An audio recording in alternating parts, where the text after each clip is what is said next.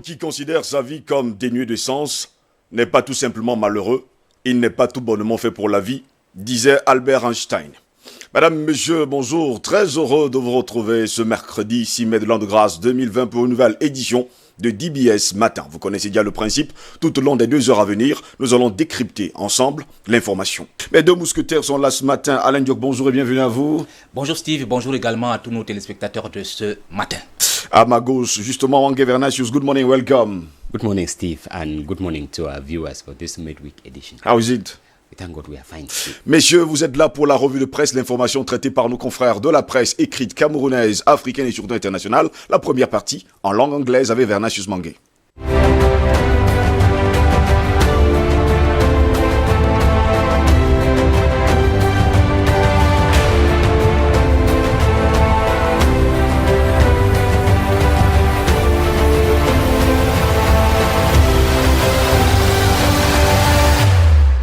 For this midweek edition of a review of newspaper headlines, this Wednesday, 6th of May 2020, the Guardian Post newspaper writes, Agbo Bala summoned over exam questions on Anglophone crisis after Famdongo's letter.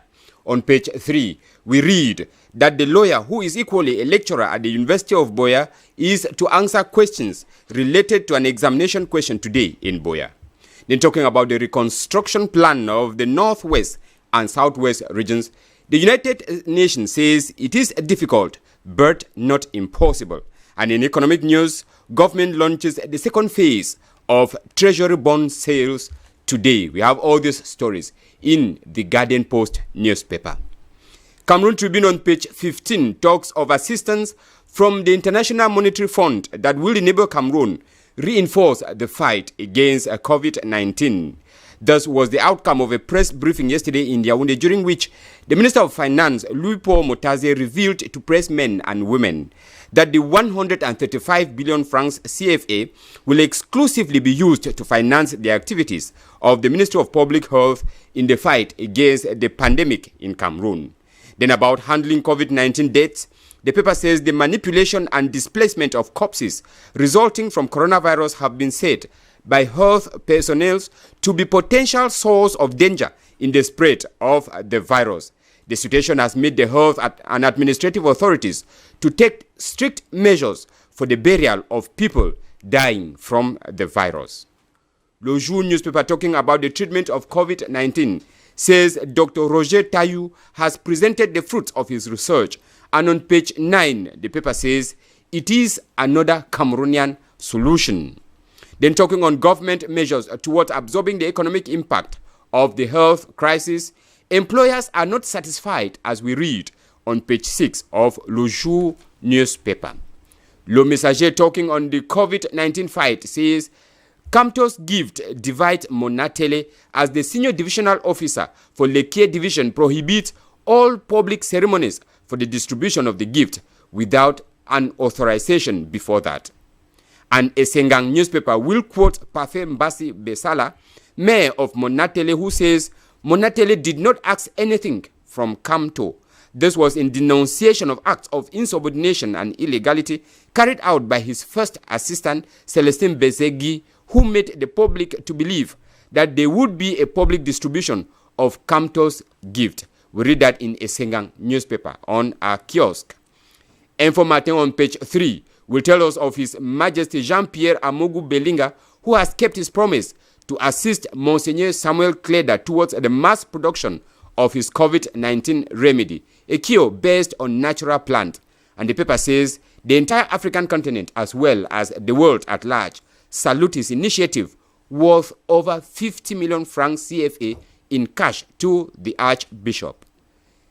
The daily Le Pévier newspaper looks at attempts to destabilize Cameroon, pointing out the secret plan of France, in which Paris already declares well over 350 deaths from COVID-19 in Cameroon. And L'Oeil du Sahel, talking about fighting coronavirus on page 3, tells us what Cameroon will benefit from the International Monetary Fund loan. We remain in the northern regions with Le Soir newspaper that is talking of attempts to manipulate the population of the 3 northern regions, as the paper specifies on page 3. that these regions will never be enemies of Paul Biya.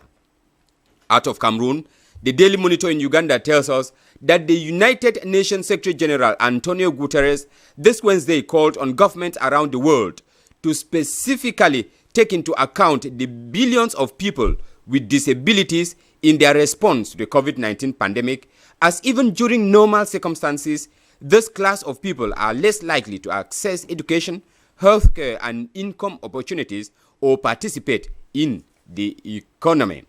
Then Standard Digital in Kenya says more than 15 million Kenyan students will have to learn for longer hours and have their holiday times shortened once they resume learning. Thus, the Education Cabinet Secretary George Magoha said will be so as to recover the time lost during the COVID-19 pandemic. And the Star newspaper in South Africa talks of South African citizens left stranded on cold tarmac and some dumped at shocking quarantine site.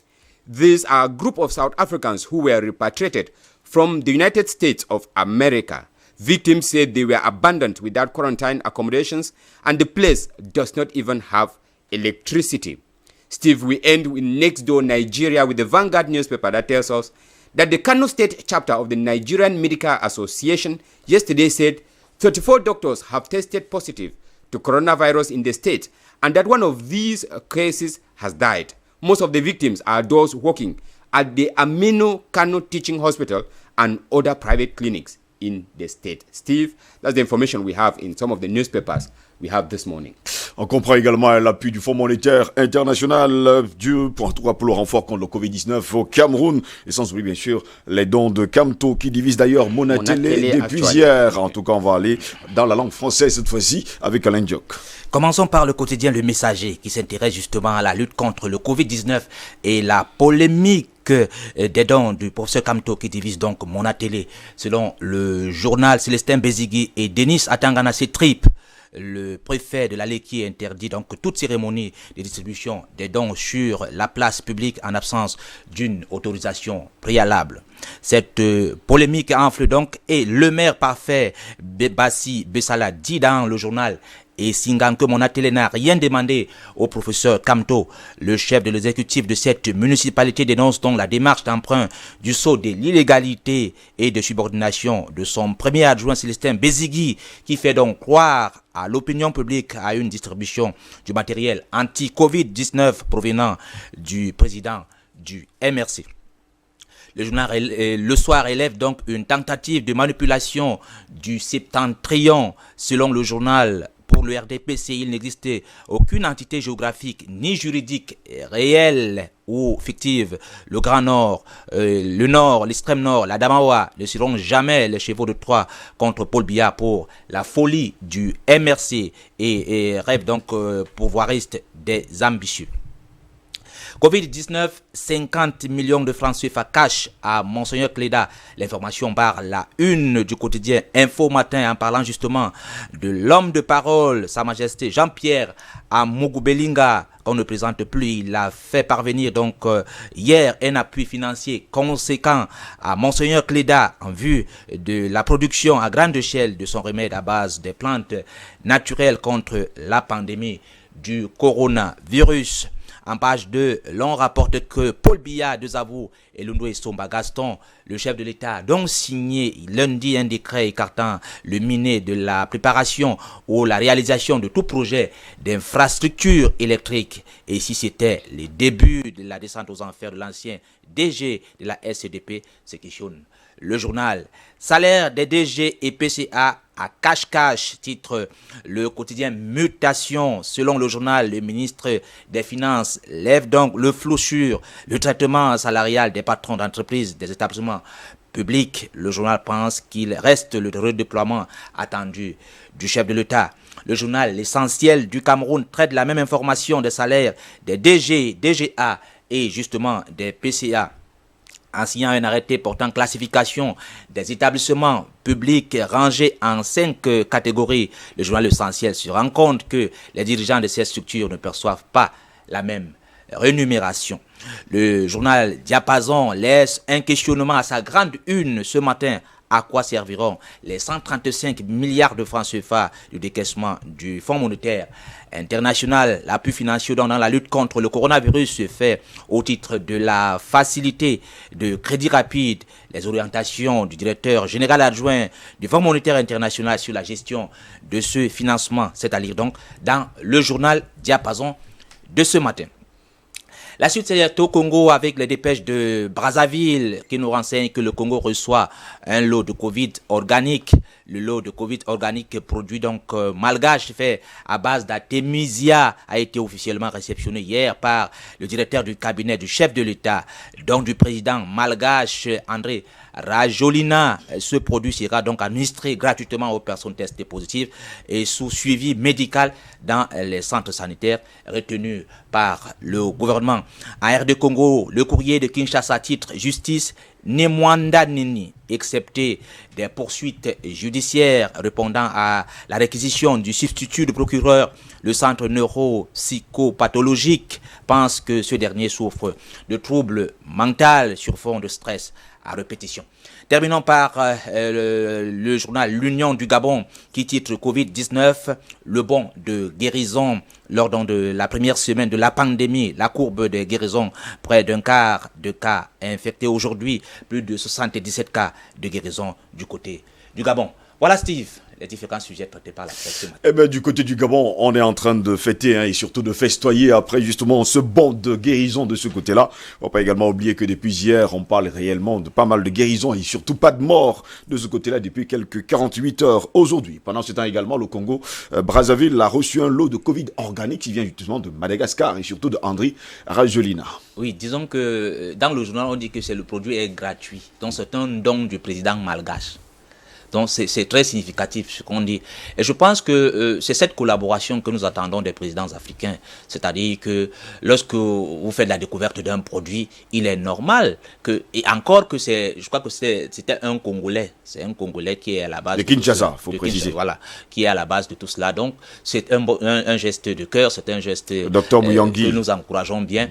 Et maintenant, il faut que d'autres Africains, j'entendais, je crois que c'était encore... Finalement, que dit le Cameroun? On nous a fait croire que jusqu'à preuve de contraire, le ministre camerounais de la Santé avait demandé justement pas mal de cartons, il faut le dire comme ça, de Covid organique. Oui, mais je dis, il y a autre chose qui vraiment, je ne fais que exprimer mes étonnements. Il y a ce qu'on appelle... J'ai suivi un truc, dans les réseaux sociaux où je crois que les médecins sont réunis. Oui. L'Ordre national des médecins, qui disent de ne pas être d'accord avec cette trouvaille de Monseigneur Cléda. Je pense que l'heure n'est pas tout cela. Nous sommes face à une pandémie. Et les gens en meurent. Et puis il me semble qu'il y a d'autres personnes qui sont en train de blaguer. Maintenant, il faut trouver la solution.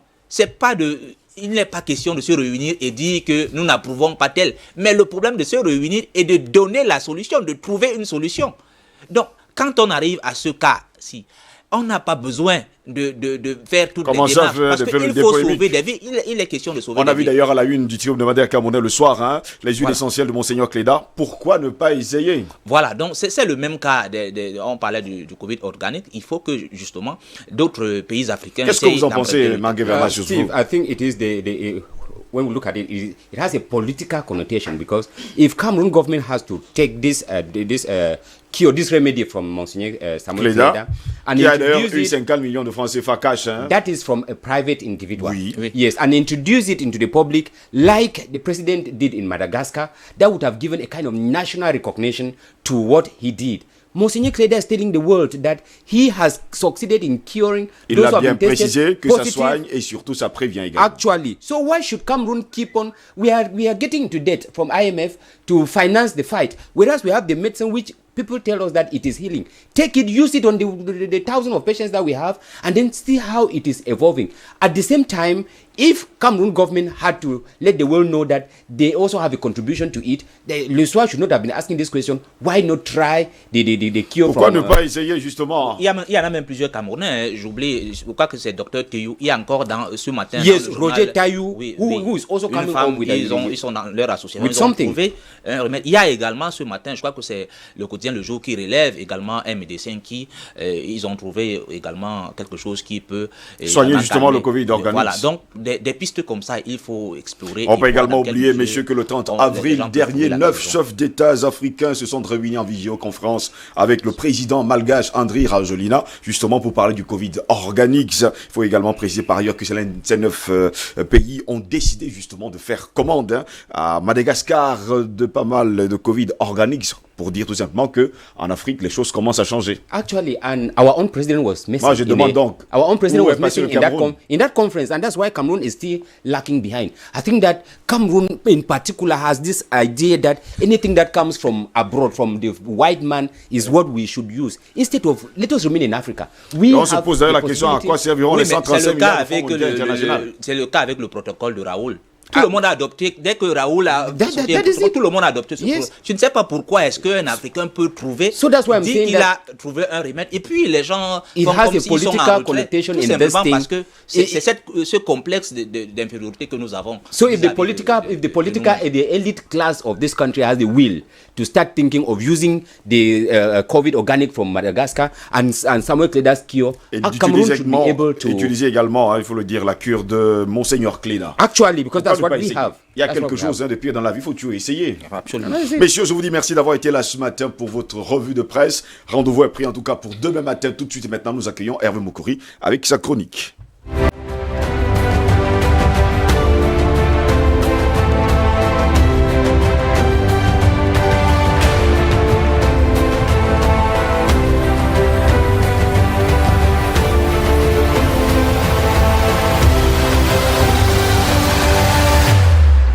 Hervé Moukouri, bonjour. Bonjour Steve. Comment allez-vous? Oh, c'est pas la grande forme, mais ben on tient. On n'a pas le choix. En tout cas, tout va pour le mieux dans le meilleur des mondes. Hein. Vous êtes là ce matin, justement, toujours au travail, très tôt le matin, c'est normal. Hein. C'est normal, non. On dit souvent que c'est le travail qui paye. On espère seulement que ça va payer. Ça va payer. Vous êtes là, en tout cas, pour la chronique. Le Cameroun, en tout cas, vient de bénéficier de la Banque mondiale. Hein. Ils font un prêt à taux zéro de 135 milliards pour lutter contre le Covid-19. C'est d'ailleurs le Fonds monétaire international. Vous revenez sur la stratégie mise en place pour obtenir ce prêt. Le Fonds monétaire international, à travers son conseil d'administration, a approuvé le 4 mai dernier un décaissement au titre de la facilité de crédit rapide pour aider le Cameroun à répondre aux besoins urgents de la balance des paiements résultant de la pandémie du Covid-19. Une victoire à mettre à l'actif de nos dirigeants. Reconnaissons-le, il y a des génies dans notre gouvernement parce que tout a été mis en œuvre pour obtenir vraiment ce prêt. Seuls les Camerounais ont un flair aussi poussé pour contraindre la Banque mondiale à décaisser les fonds pour financer un pays, il faut le reconnaître, qui lui a souvent donné des insomnies. Nous le disons tout simplement parce qu'en regardant le scénario qui a conduit au décaissement de 135 milliards de francs CFA pour lutter contre la Covid-19 au Cameroun, on comprend bien que dans nos veines circule un sang fort et nous sommes dotés d'un esprit très fertile. Suivons bien, le 3 mars 2020, aucun cas de coronavirus n'est enregistré au Cameroun. Et ce même 3 mars 2020, alors que l'épidémie de coronavirus touche déjà 60 pays, la Banque mondiale annonce la fourniture d'une aide d'un montant allant jusqu'à 12 milliards de dollars, environ 7 milliards de francs CFA. Alors, ce financement est conçu pour apporter un appui rapide qui vise à aider les pays en développement à renforcer leur système sanitaire par rapport au Covid-19. Un parent que je connais très très bien, qui connaît bien le fonctionnement de l'administration camerounaise, me disait encore, mon cher, après le communiqué de la Banque mondiale, attends-toi à voir le Cameroun être le 61e pays, 61e pays, on va dire comme ça. Comme vous voulez. Enfin, sera le 61e pays à déclarer le coronavirus. Et ne sois pas surpris que dans les jours à venir, notre pays figure parmi les 10 pays africains à être frappés par la Covid-19 et même occupé le premier rang. Pourquoi pas? Et c'est ce qu'il disait. Les faits lui ont vraiment donné raison parce qu'il maîtrise l'administration camerounaise. Le 6 mars, 3 jours après le communiqué de l'institution de Bretton Woods, le MiSanté, à travers un communiqué, parle d'un premier cas de virus déclaré au Cameroun. Nous sommes le 3 et le 6. La Banque mondiale dit que les modalités d'allocation de ces ressources se feront en fonction de la propagation de la maladie et de l'évolution de ses effets sur le terrain. Le message n'est pas tombé dans les oreilles de sourds qui sont très loin d'être nos dirigeants. Entre le 6 mars, annonce du premier cas, on parlait d'un Français qui est arrivé au Cameroun le 24 février avec le coronavirus, et le 7 avril, le pays compte déjà 730 cas, 60 guéris et 10 décès. Il y a eu évolution. Entre le 7 avril et le 6 mai, où nous nous trouvons, le Cameroun compte 2783 cas et est classé deuxième pays africain le plus touché. La situation entre-temps très préoccupante, des mesures sont prises, aéroports, écoles fermées, et le gouvernement doit démontrer aux yeux de la Banque mondiale que la situation est critique. Alors, il faut faire face à la crise. L'argent sort, des endroits sont aménagés, comme le stade militaire de Yaoundé, le stade omnisport de la réunification de Douala, pour accueillir les patients. Le gouvernement doit à la fois gérer les chiffres, les voir à la hausse pour aguicher l'institution de Bretton Woods, tout en même temps ne pas traumatiser une population très inquiétante. Le nombre de cas testés positifs augmente d'un côté, le nombre de décès réduit à sa plus simple expression et le nombre de guéris bien maintenu. Le 15 avril, le ministre de la Santé arrête la communication officielle sur l'évolution de la pandémie, sans raison évidente. Persuadé que l'objectif est quasiment atteint, à savoir la validation du prêt à taux zéro du financement par la Banque mondiale, l'État a décidé d'assouplir les mesures barrières il y a pratiquement une semaine pour ne pas exterminer une économie qui étouffe. Voilà comment le Cameroun a quasiment procédé. Maintenant, je n'ai pas dit sur cette antenne que le coronavirus n'existe pas au Cameroun, loin de là. Mais cette pandémie a permis aux turiféraires de notre administration de bénéficier d'un oxygène financier en cette période de vache maigre.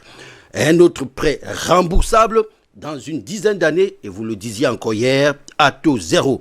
Croisons les doigts, Seigneur, que cette manne financière profite tout au moins aux populations vulnérables, persuadées qu'une bonne partie va, on va pas être péremptoire, va quand même aller dans les poches de nos turiféraires.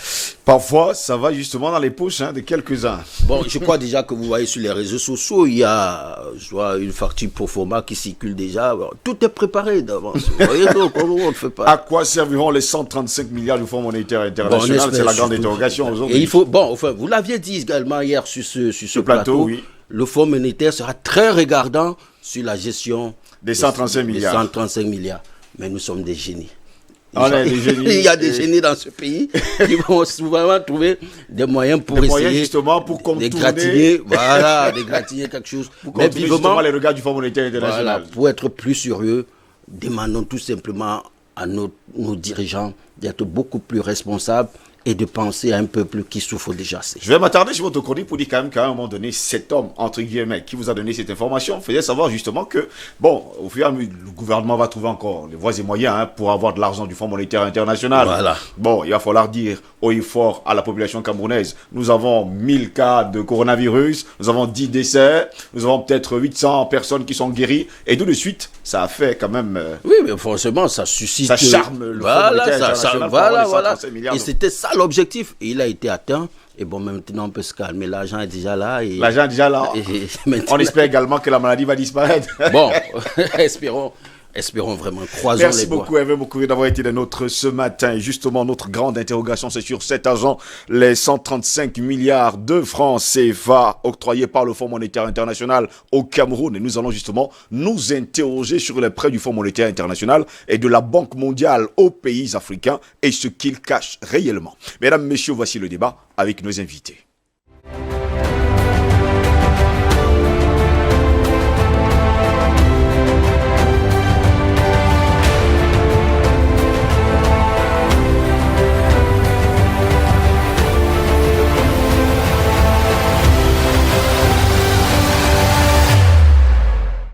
Ils sont là, mes invités, ce matin, au pas de course d'ailleurs, avec mon équipe qui est au four et au moulin pour les faire asseoir. Prenez votre temps, messieurs, ne vous inquiétez surtout pas. Nous sommes en direct et parfois, les conditions du direct, parfois, il faut regarder.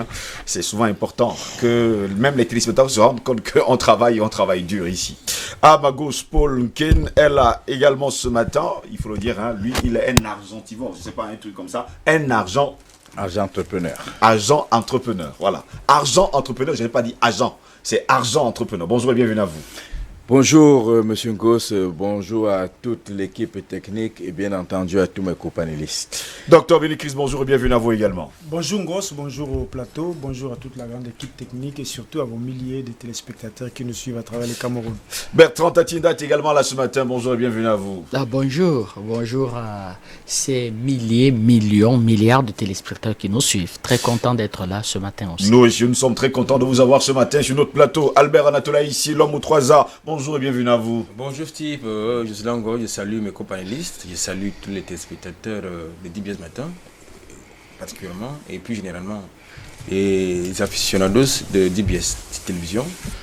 Mon coup de gueule de ce matin, un gestionnaire d'une entité publique ou parapublique est-il autorisé à emporter dans sa résidence de fonction ou dans sa résidence un matériel qui appartient à la société dont il a la responsabilité de gérer?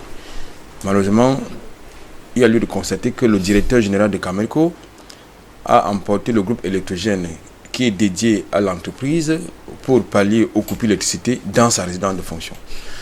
Alors, est-ce à dire que bientôt, la compagnie ne va plus fonctionner ou alors ce sera, on va carrément mettre la clé sur la porte? Il faut bien qu'on vous entende. Vous Alors, avez dit que le groupe électrogène... le groupe électrogène qui appartient à la compagnie Camerco, oui. Et il a amené dans sa résidence de fonction. Ça veut donc dire que lorsqu'il y a des stages, eh bien, le travail s'arrête à Camerco. Le travail s'arrête à Camerco, mais chez lui, bon, tout va bien. Tout va bien. Tout va bien. Il dort, en tout cas, mieux que les autres. En tout cas, vous êtes sur DBS Matin, commençons le débat. Et messieurs, comment le FMI fabrique d'ailleurs la misère? Le FMI a allégé la dette de 19 pays africains, lutte contre le Covid-19. 19 pays africains ont reçu d'ailleurs une aide d'urgence du Fonds monétaire international pour alléger leur dette et faire face à la pandémie. Eh bien, le FMI a débloqué, il faut le dire, messieurs, 135 milliards de francs CFA pour le Cameroun. Le conseil d'administration du FMI a statué sur le dossier du Cameroun le 4 mai dernier, a sorti d'un avis favorable pour le décaissement avec effet immédiat d'une enveloppe de 135,56 milliards de francs CFA, soit 226 millions de dollars en vue de renforcer le plan de riposte contre la propagation du Covid-19. Cet appui qui rentre dans le cadre de la facilité de crédit rapide, le FRC, avec un taux d'intérêt nul remboursable sur une période de 10 ans, permettra, selon eux, au Cameroun de faire face aux besoins urgents découlant de cette pandémie. Rappelons que le Fonds monétaire international et la Banque mondiale ont débloqué 22 milliards de dollars pour lutter contre le coronavirus, 50 milliards de dollars dont 10 pouvant être prêtés à taux zéro ont été rendus disponibles par le Fonds monétaire international dans la lutte contre le coronavirus, tandis que la Banque mondiale mobilise 12 milliards de dollars. Et il faut préciser par ailleurs que cet argent à taux zéro, eh bien, concerne tout simplement les pays africains. Je vais me tourner vers Bertrand Tatinda pour prendre justement sa réaction. À quoi serviront justement ces prêts octroyés par le Fonds monétaire international et la Banque mondiale? Aussi simple, c'est-à-dire que à résorber le déficit budgétaire. Aussi simple. C'est-à-dire que d'après les ministres des Finances et un certain nombre d'analystes, le Cameroun aurait pratiquement 800 milliards de déficit budgétaire. C'est-à-dire que les 800 milliards vont en grande partie être en quelque sorte des recettes en moins. Le budget avait été bâti sur une base de quoi? De $52 le baril. On en est pratiquement à $20 le baril. Et le coronavirus a amené le gouvernement à prendre un certain nombre de mesures. D'abord 7 mesures, 13 mesures, 19 mesures. Et on s'est rendu compte que l'économie était pratiquement à l'arrêt. était pratiquement à l'arrêt. On a échappé de justesse à 2 grèves des professionnels de transport, les enseignants, le personnel médical, et tout le monde, ça n'allait pas. Je ne parle même pas de tout ce qu'on appelle l'industrie du tourisme, l'industrie de la nuit. Je vous ai expliqué ici que l'industrie de la nuit, c'est quoi? C'est 30% de notre produit intérieur brut. À partir de là, vous avez un certain nombre de mesures. Je vous en donne quelques-unes. Première mesure, 25 milliards pour apurer les stocks de crédit TVA. Ça, c'est une mesure que le gouvernement va prendre. Le report de la taxe foncière. La taxe foncière, en fait, c'est pour les propriétaires immobiliers. Elle est généralement payée au plus tard le 15 mars. Report foncier, la taxe foncière jusqu'en septembre. L'État va exonérer, en fait, ce qu'on appelle l'hôtellerie de ce qu'on appelle la taxe de séjour. La taxe de séjour avait été, en fait, une taxe qui avait été émise, en fait, en surplus pour les hôteliers, je crois, la loi de finances d'il y a 2 ans. Vous avez le secteur informel ne va plus s'acquitter de l'impôt libératoire. Les taximans seront acquittés en quelque sorte de la taxe de stationnement. Les porteurs, les poids lourds vont s'acquitter en fait de la taxe à l'essieu. Vous avez une certaine déductibilité de l'impôt sur les sociétés. Donc vous voyez, le gouvernement va prendre des mesures. Et ces mesures, il faut les financer. Il faut les financer. Je vous ai toujours dit ici, au-delà de ça, dans un autre pays, vous aurez pu le financer par votre banque centrale et aussi par ce qu'on appelle, les encours de la dette. Si on regarde déjà l'architecture en termes de recettes que l'État va avoir, l'État a reçu du G20, l'État du Cameroun, un report de l'encours de sa dette qui lui fait en quelque sorte une réserve de 230 milliards. L'État va lever 70 milliards sur le marché de ce qu'on appelle le marché des obligations de la CEMAC. L'État a ses 135 milliards du Fonds monétaire international. Là-bas, il va y mettre 210 milliards. On tourne autour de 615 milliards. Il en reste encore, en gros, 200 milliards. Et c'est pas fini au ministère des Finances, encore que le gouverneur, en quelque sorte, de la BEAC, commence à émettre des sons de cloche, comme si on pourrait aller vers une dévaluation avec l'évaluation du franc CFA, justement. Donc, vous voyez, donc, c'est très, très difficile pour l'État d'arbitrer entre une réelle envie d'assurer la sécurité sanitaire des Camerounais et en même temps avoir cette contrainte de continuer à faire fonctionner l'État et à faire fonctionner l'économie. C'est un jeu d'équilibre, ce qui n'est pas facile. Tous les pays du monde sont soumis à ça. Dans d'autres pays, c'est même pratiquement la banqueroute. Ils sont en Europe à 160% de taux d'endettement. Mais eux, au moins, ils ont la planche à billets. Ben oui, même la planche à billets a une limite. Si vous faites tourner la planche à billets selon vos fantasmes, vous n'échappez pas à l'inflation, vous n'échappez pas à une dévaluation, vous n'échappez pas à une monnaie qui ne vaut plus rien. C'est-à-dire que jeter de l'argent comme ça dans le circuit économique sans véritablement avoir au bout, comment je vais dire, que des produits qui peuvent être demandés de façon à soutenir la monnaie, c'est compliqué. Même chez eux. D'ailleurs, il n'y a plus de solidarité en Europe parce qu'il y a un grand débat en ce qu'on appelle l'Eurogroupe, les grands pays européens, et puis ce que j'appelle les pays un peu moins influents, où l'Eurogroupe demande à ce que carrément on met sur pied un fonds de solidarité, et des pays nordiques comme la Suède, la Norvège, qui sont nettement mieux gérés, qui ont des réserves, expliquent que non, qu'eux, ils ne peuvent pas assumer en quel déficit et l'endettement des pays comme l'Espagne, le Portugal et l'Italie. Donc même chez eux, c'est extrêmement compliqué. Chez Donald Trump aussi, il était parti pour le plein emploi, son bilan économique est pas mal, mais là, ça va devenir très très dangereux parce qu'on parle déjà pratiquement de 17 millions de personnes qui ont été mises en chômage technique. 17 millions de personnes. Hier, je regardais les chiffres, il était au-dessus de 70 000 décédés déjà pour le Covid. Donc, c'est compliqué pour les États. Donc, c'est une situation qui ne concerne pas que les pays de la CEMAC. On a beaucoup de pays qui sont que pétroliers. C'est une situation qui concerne un peu, comment je vais dire, que tous les pays mondiaux. C'est une grande scène économique. On verra à peu près comment cela va se faire. Mais l'État du Cameroun n'avait vraiment pas le choix que de faire appel à, comment je vais dire, que aux apports extérieurs pour pouvoir boucler ce déficit budgétaire qui est pas mince. 800 milliards en gros. C'est énorme pour un pays de 5 000 milliards de budget. Albert Anatole, ici, à un moment donné, on a l'impression que depuis que cette crise du Covid-19 a démarré, on s'attendait justement que les pays africains tombent et justement tendent la main au Fonds monétaire international et à la Banque mondiale. Mais écoutez, c'est tout à fait naturel que les pays africains fassent la manche comme d'habitude. Nous avons très souvent évoqué la problématique de l'endettement dans de l'autonomie financière dans le cadre de cette tribune, notamment dans le cadre de la prise en charge des effets de la pandémie du Covid-19 dans le tissu économique. Nous avons convoqué par exemple le rôle que devraient jouer les banques centrales. Malheureusement, les banques centrales un compte dit sur liquide ne peut pas malheureusement financer les effets économiques de ce Covid-19. Malheureusement, comme d'habitude, nous sommes allés aux institutions de Bretton Woods pour prendre une bouffée d'oxygène, mais à quel prix? Parce que le côté court nous informe que c'est à taux zéro, mais je voudrais quand même vous indiquer que sur 10 ans d'ailleurs, les institutions de Bretton Woods sont constituées d'entités privées et quelquefois de personnes morales et même physiques. Ce qui suppose donc que ce sont des capitalistes qui sont là pour faire du profit, pour gagner de l'argent. Ce ne sont pas les philanthropes. Donc c'est quoi le prix? Je crois que le gouvernement gagnerait à nous dire déjà quel que c'est le prix à payer. Pas seulement le gouvernement camerounais, mais la plupart des pays africains qui sont allés aux institutions financières internationales.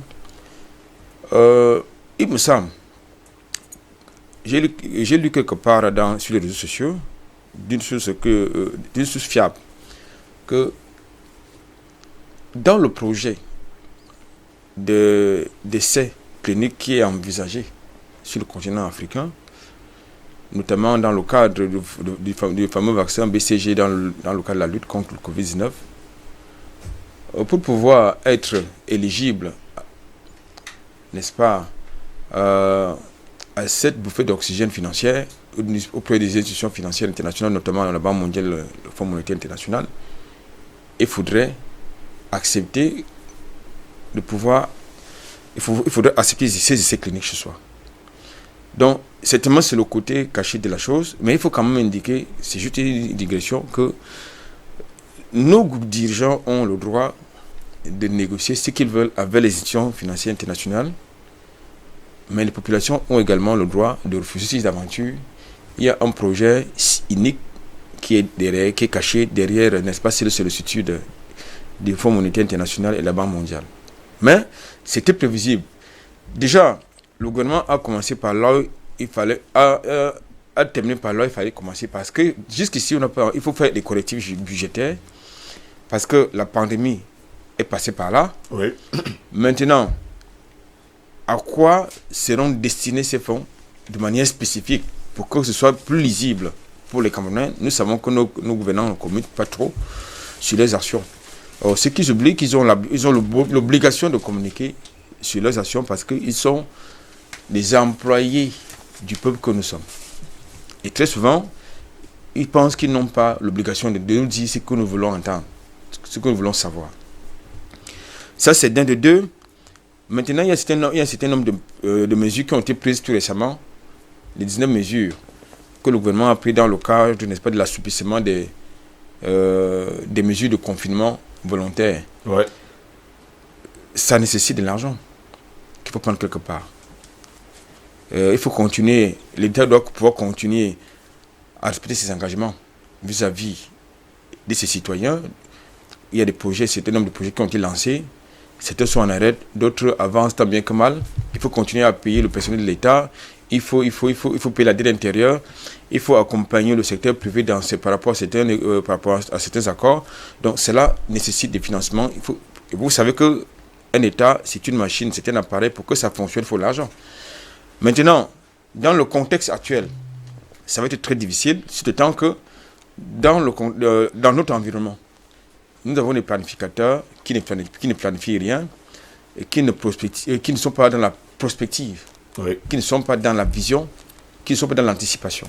Donc, très souvent, ils sont dans la réactivité et non dans l'anticipation. Donc, c'est ce qui suppose donc que j'ai le sentiment que nous ne sommes pas très loin de la dévaluation des francs CFA parce que nous ne sommes pas très loin encore des plans d'ajustement structurel, ce qui va encore plomber les économies de nos États.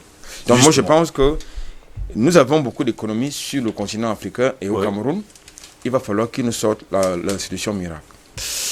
Paul Nkendu, jusqu'à preuve de contraire, on ne prête pas l'argent pour rien. Il y a toujours une contrepartie derrière. Le Fonds monétaire international, la Banque mondiale, on le sait, ne prête pas l'argent pour rien. Même s'ils nous disent haut et fort que c'est à taux zéro sur 10 ans. Il doit y avoir forcément une contrepartie. Oui, avant de revenir sur votre question, je voudrais annoncer que des chercheurs néerlandais viennent d'identifier un anticorps monoclonal qui est à mesure de neutraliser le virus qui est en train de décimer nos peuples. Oui, bien entendu. Et que dans les jours à venir, il y a de fortes chances que des gros moyens qui seront mis à leur disposition nous permettent effectivement d'éradiquer le mal. Mais toutefois, on ne connaît pas encore de date, mais c'est une avancée majeure. C'est vrai que l'Union européenne a d'ailleurs voté, il faut dire comme ça, en téléthon, près de 7,5 milliards d'euros, justement pour lutter contre... Alors, concernant le Fonds monétaire international, il faut savoir que, comme mon collègue de l'autre côté disait, il y a des privés qui sont derrière. Oui. Bien entendu, on ne perd pas de l'argent pour s'amuser. Et actuellement, il y a beaucoup d'argent qui circule à travers le monde. On cherche même des preneurs.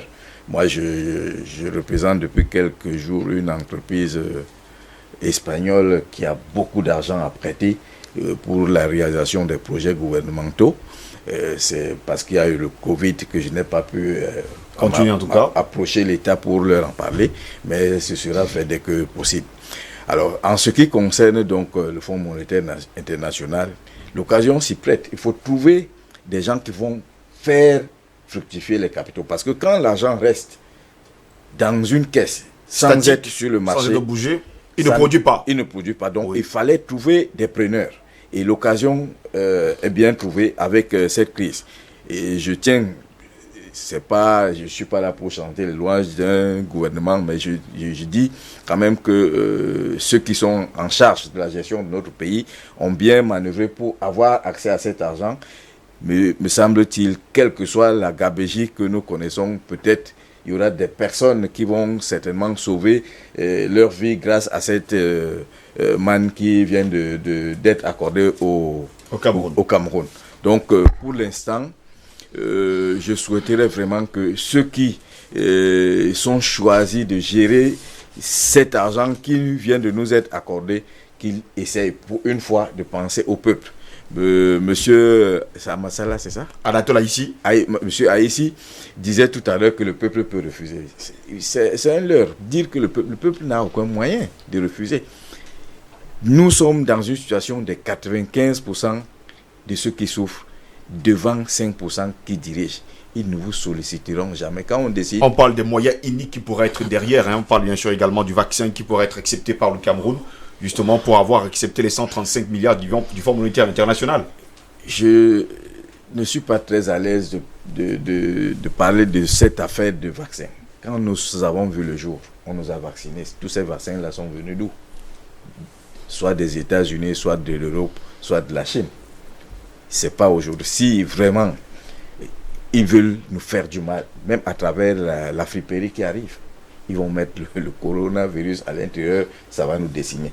Ces gens-là, quand ils veulent vous faire du mal, ils ont plusieurs moyens. Quand on a voulu attaquer l'Irak, on a simulé qu'il y a des armes de destruction massive. Donc, justement, à mon avis, continuer à détourner l'attention du peuple sur un potentiel vaccin qui viendrait nous éliminer. Moi, j'ai été vacciné du BCG étant à mon jeune âge. Je n'ai pas encore vu un pays africain qui a créé un vaccin. Donc, il y a certains débats que je n'approuve pas beaucoup.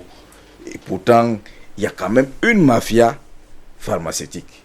Le Big Pharma a un groupe de personnes qui cherchent à s'enrichir à tout moment. Il appartient donc à chaque État. Parce qu'en réalité, ce n'est pas des monstres qui sont à la tête de notre pays, c'est des êtres humains comme vous et moi. Il leur appartiendra de savoir sélectionner quel est le produit qu'on va inoculer à nos populations. Parce que aujourd'hui, quand le corona est arrivé, il n'a pas sélectionné les pauvres. Il a frappé et les riches et les pauvres en même temps.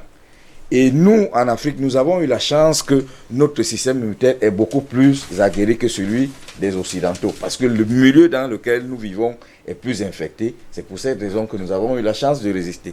Mais dire qu'on est en train de préparer, non, vraiment, il y a des... En tout cas, vous n'y croyez pas, on vous comprend parfaitement. Docteur Bénédicte, jusqu'à peu le contraire, j'ai bien besoin de poser la question. Jusqu'à aujourd'hui, ça fait déjà des décennies qu'on parle du Fonds monétaire international, de la Banque mondiale. Rien, ils n'ont jamais apporté des richesses aux Africains. Plutôt, on a l'impression qu'ils provoquent plutôt la misère et la pauvreté. Oui, effectivement. Déjà, il faut rappeler ici, pour renchérir avec ce que les professeurs ont dit, qu'il ne s'agit pas d'une remise de dettes. C'est un moratoire qui doit être établi, c'est-à-dire on reporte juste la date qui a été prévue initialement pour que le pays puisse s'acquitter de leur endettement. Maintenant, le moratoire peut être positif ou négatif dans la mesure où l'État est capable de gérer les fonds générés pendant la période pendant laquelle vous avez été remise de vos dettes. Maintenant, si les États africains n'ont pas des exigences vis-à-vis de ces institutions, ça ne jouera pas à l'avantage des pays africains. Déjà, il faut rappeler qu'ils n'en ont même pas. Oui. Ils n'en ont pas et n'en auront nullement. Parce que les experts de la Banque mondiale, qui sont des Africains, ont démontré clairement sur plusieurs plateaux que les FMI, quand ils décident cela, ne consultent pas les États africains, ni les États concernés. C'est-à-dire, comme des élèves qui ont fait le bac, vous êtes nominés pays qui vont bénéficier de ces décisions. Ils ont d'abord compté 19, il faut le préciser d'ailleurs. Voilà, et puis ils ont rallongé la liste, sans consulter au préalable ces pays. Sur quel palier ces choses se font? Personne ne connaît. Quels sont les intérêts qui ne sont pas clairement mentionnés et qui sous-tend donc cette remise de peine? Et cette remise de peine ira au compte de qui? On ne parle même pas de remise de peine. Hein. Aujourd'hui, ils octroient même de l'argent. On parle de ces 22 milliards de dollars qui ont été débloqués justement par le Fonds monétaire international pour donner aux pays africains pour lutter contre le Covid-19. C'est cela le moratoire. Oui. Cela veut dire que les pays africains sont endettés, surendettés et continueront d'être endettés. Puisque cet argent octroyé, ce n'est pas de la bonne volonté. On vous l'octroie en échange d'un certain nombre de services et des exigences que malheureusement, ceux qui sont à la tête de nos pays ne nous disent pas. Donc pour répondre à votre question, premièrement, ni la Banque mondiale, ni l'FMI ne seront là pour aider les Africains à s'en sortir. Ce sont des institutions d'endettement. Ça ne date pas d'aujourd'hui. Je pense l'avoir déclaré dans l'un de mes ouvrages que j'ai publié sur les 10 livres où j'ai parlé des institutions qui ont été mises en place par les mondialismes pour contraindre l'Afrique à rester dans son statut d'éternel second. Nous avons l'Organisation des Nations Unies qui n'est pas là pour aider l'Afrique à résoudre ses problèmes des conflits armés, mais qui, paradoxalement, fait le commerce de la guerre. Parce que s'il n'y a pas de guerre, l'ONU n'existera pas. Deuxièmement, la Banque mondiale ne permettra jamais aux pays du globe en général et de l'Afrique en particulier d'être autonomes financièrement. Parce que le jour où vous devenez autonome financièrement, Oui. eux vont perdre la moitié de leur personnel parce que vous allez travailler sur base de quoi? Puisque le pays n'a pas besoin d'argent. Quand un pays devient autofinancé, autosuffisant financièrement, ce pays devient un danger sur la terre. Parce que les États-Unis, la France, l'Angleterre, toutes ces grandes puissances, entre guillemets, sont surendettés. Et donc, il faut à tout prix créer des débouchés. Pour créer des débouchés, il faut endetter les peuples. Et l'Afrique, malheureusement ou heureusement, je ne sais pas comment utiliser l'expression, l'Afrique a à la fois l'avantage d'être le continent le plus riche du globe. C'est-à-dire... Mais considéré également comme le plus pauvre. Oui, ce que j'ai dit, paradoxalement, heureusement ou malheureusement, je suis en train d'arriver. Ça dit que l'Afrique a l'avantage d'avoir tout ce qu'il faut pour s'autodéterminer, pour s'autofinancer, s'autogouverner. Malheureusement, et nous retombons sur le même paradigme. Malheureusement, nous n'avons pas une élite visionnaire qui prend la peine de comprendre qu'il faut saisir les grandes opportunités historiques pour pouvoir se relancer. Je suis surpris de suivre un débat sur une chaîne étrangère où il y avait des ministres des Finances, des ministres des pays africains, les représentants africains dans les institutions internationales qui disent haut et fort qu'il est temps que nos gouvernants comprennent que Covid-19 est une occasion rêvée pour que nous puissions repenser notre système économique. Je vous dis qu'il y a cela 10 ans, on n'aurait jamais entendu cela d'un officiel. Puisqu'aussitôt que vous l'aurez déclaré, mais vous serez mal vu. Sinon, on donnerait des injonctions à vos gouvernements de vous extirper de la gestion publique. Donc, ça veut dire que les choses sont en train de bouger. Les lignes bougent. Malheureusement, il y a encore cette léthargie. Les institutions internationales n'ont jamais aidé aucun pays sur la Terre. Oui. Donnez-moi les statistiques. Aucun pays sur la Terre qui a été sous perfusion du FMI ou la Banque mondiale ne s'en est en sorti. Aucun pays. Aucun pays. Au contraire, tous les pays qui ont été mis sous cure et sous traitement de ces institutions ont été des pays à la longue surendettés. Vous allez comprendre la contrepartie. Soit on vous impose ce qu'on appelle des codes miniers, c'est-à-dire que vous rétrocédez tout votre patrimoine forestier, vous n'avez que 25% de droits de tout ce qui est, par exemple, exploitation forestière. Tous les restes, exploitation biologique, chimique, scientifique, tout ce qui est minéré, sol et sous-sol, appartient à ces lobbies qui financent. Et paradoxalement, quelqu'un a dit que derrière le FMI, etc., il y a des privés. Non, mais le FMI, c'est une institution privée. Ce n'est pas une institution étatique. Public, oui.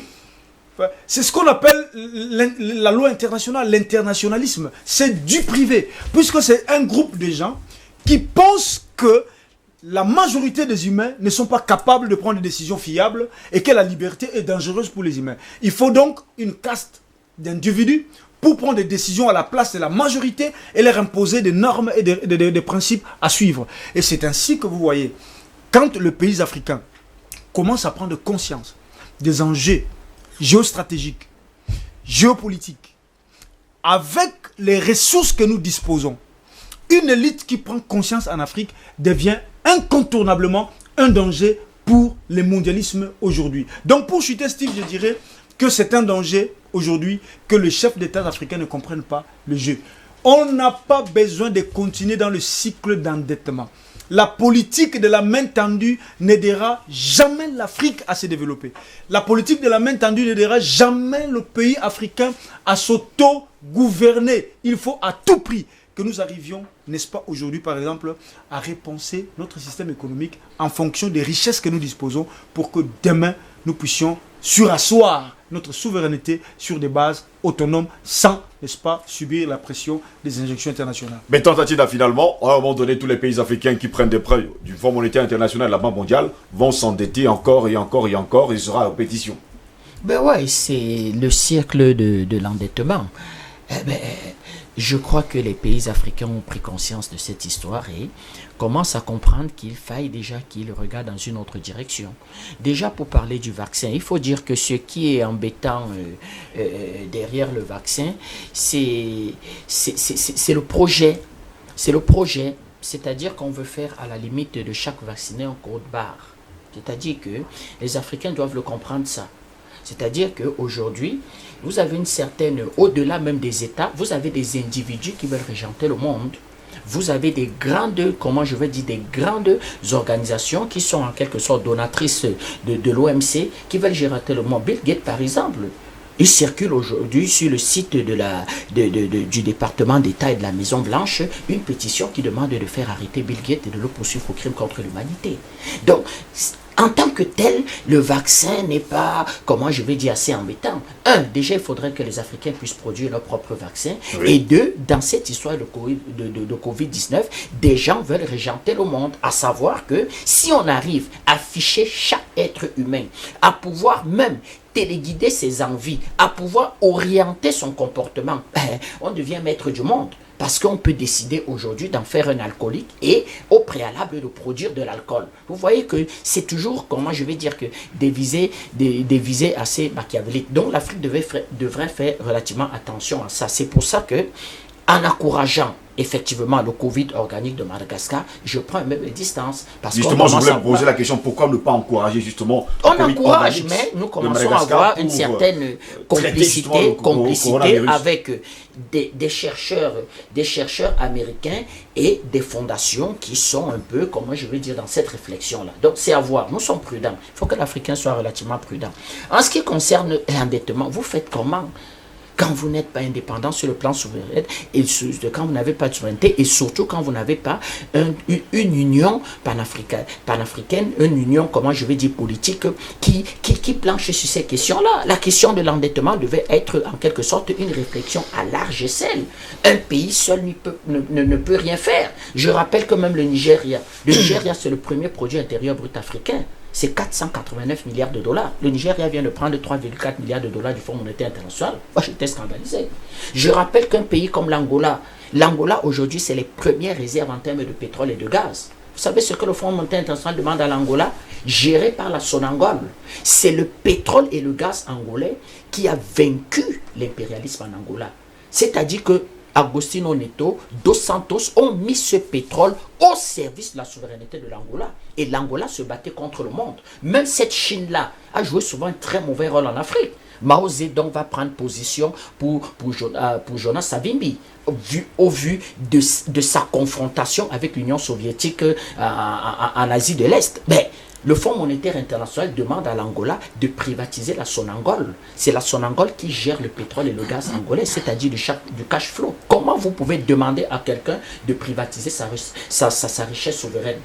C'est à la limite de souveraineté l'État, c'est-à-dire qu'elle vient avec les formules qu'elle va vouloir appliquer en Grèce, demander à la Grèce de privatiser en quelque sorte ses aéroports, de vendre ses autoroutes, de vendre ses hôpitaux. Voilà comment on a écartelé la Grèce. Donc, si Africain ne veut pas réfléchir, qu'est-ce que vous voulez? Nous, on est ici, on fait de l'analyse politique, on fait de l'analyse économique, mais nous ne sommes pas décideurs. Moi, je l'ai dit, le jour où nous allons arriver au pouvoir, peuple camerounais, c'est un décret.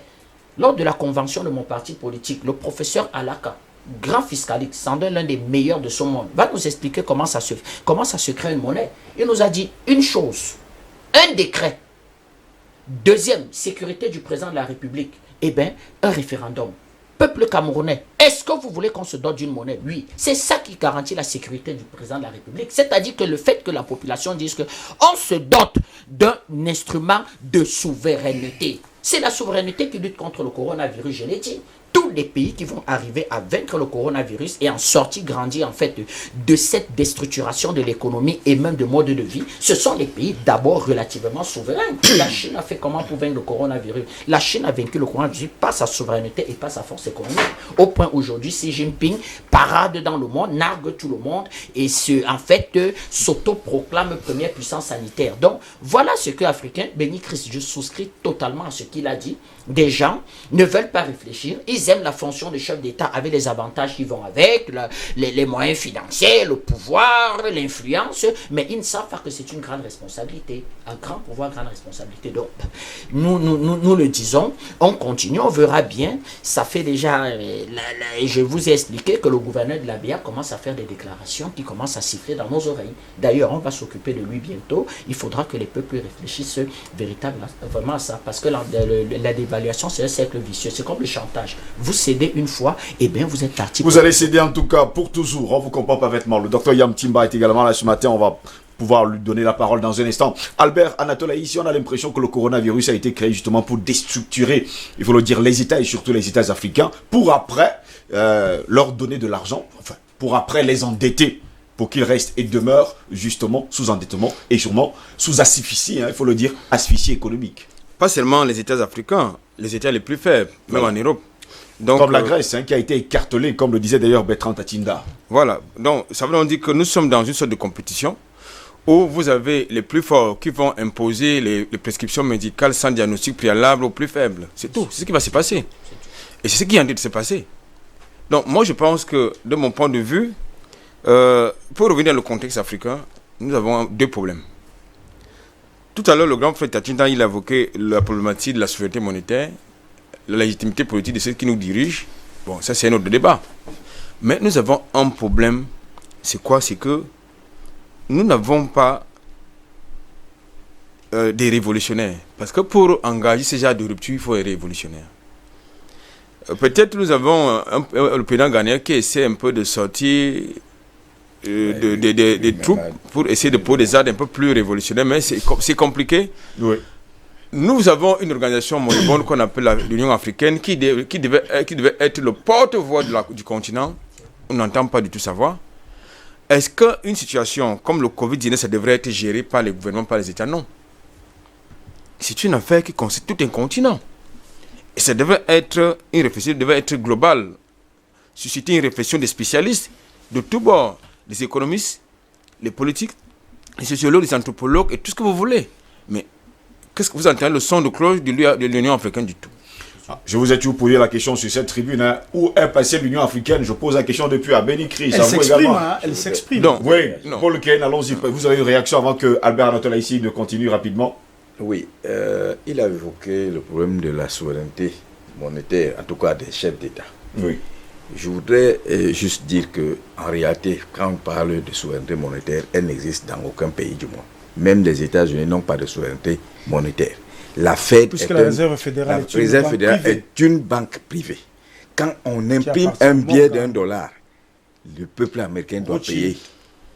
Ne peut pas prendre des décisions à l'encontre de la politique visée par le président américain. Je vais même plus loin. Le président américain peut démettre le patron de la Fed. Au contraire, et M. Trump l'avait dit au patron de la... Non, le M. Trump l'avait dit au président de la sur les décisions du président de la Réserve fédérale. Non, ça c'est ce que l'on dit africain. Moi j'ai entendu M. Trump dire au président de la Fed que vous vous opposez à mon plan de relance économique pour les industriels immobiliers, je vous démets. Ça se fait aux États-Unis. Donc ne venez pas nous expliquer que les présidents des banques centrales sont indépendants. Ça n'existe pas. Messieurs, je pense la souveraineté et le pouvoir est remis à l'exécutif. Donc le président de la Fed n'est pas le patron des États-Unis. Ça c'est archi faux. Je laisse que Paul Ken finisse. Je vais venir avec vous. Je comprends que...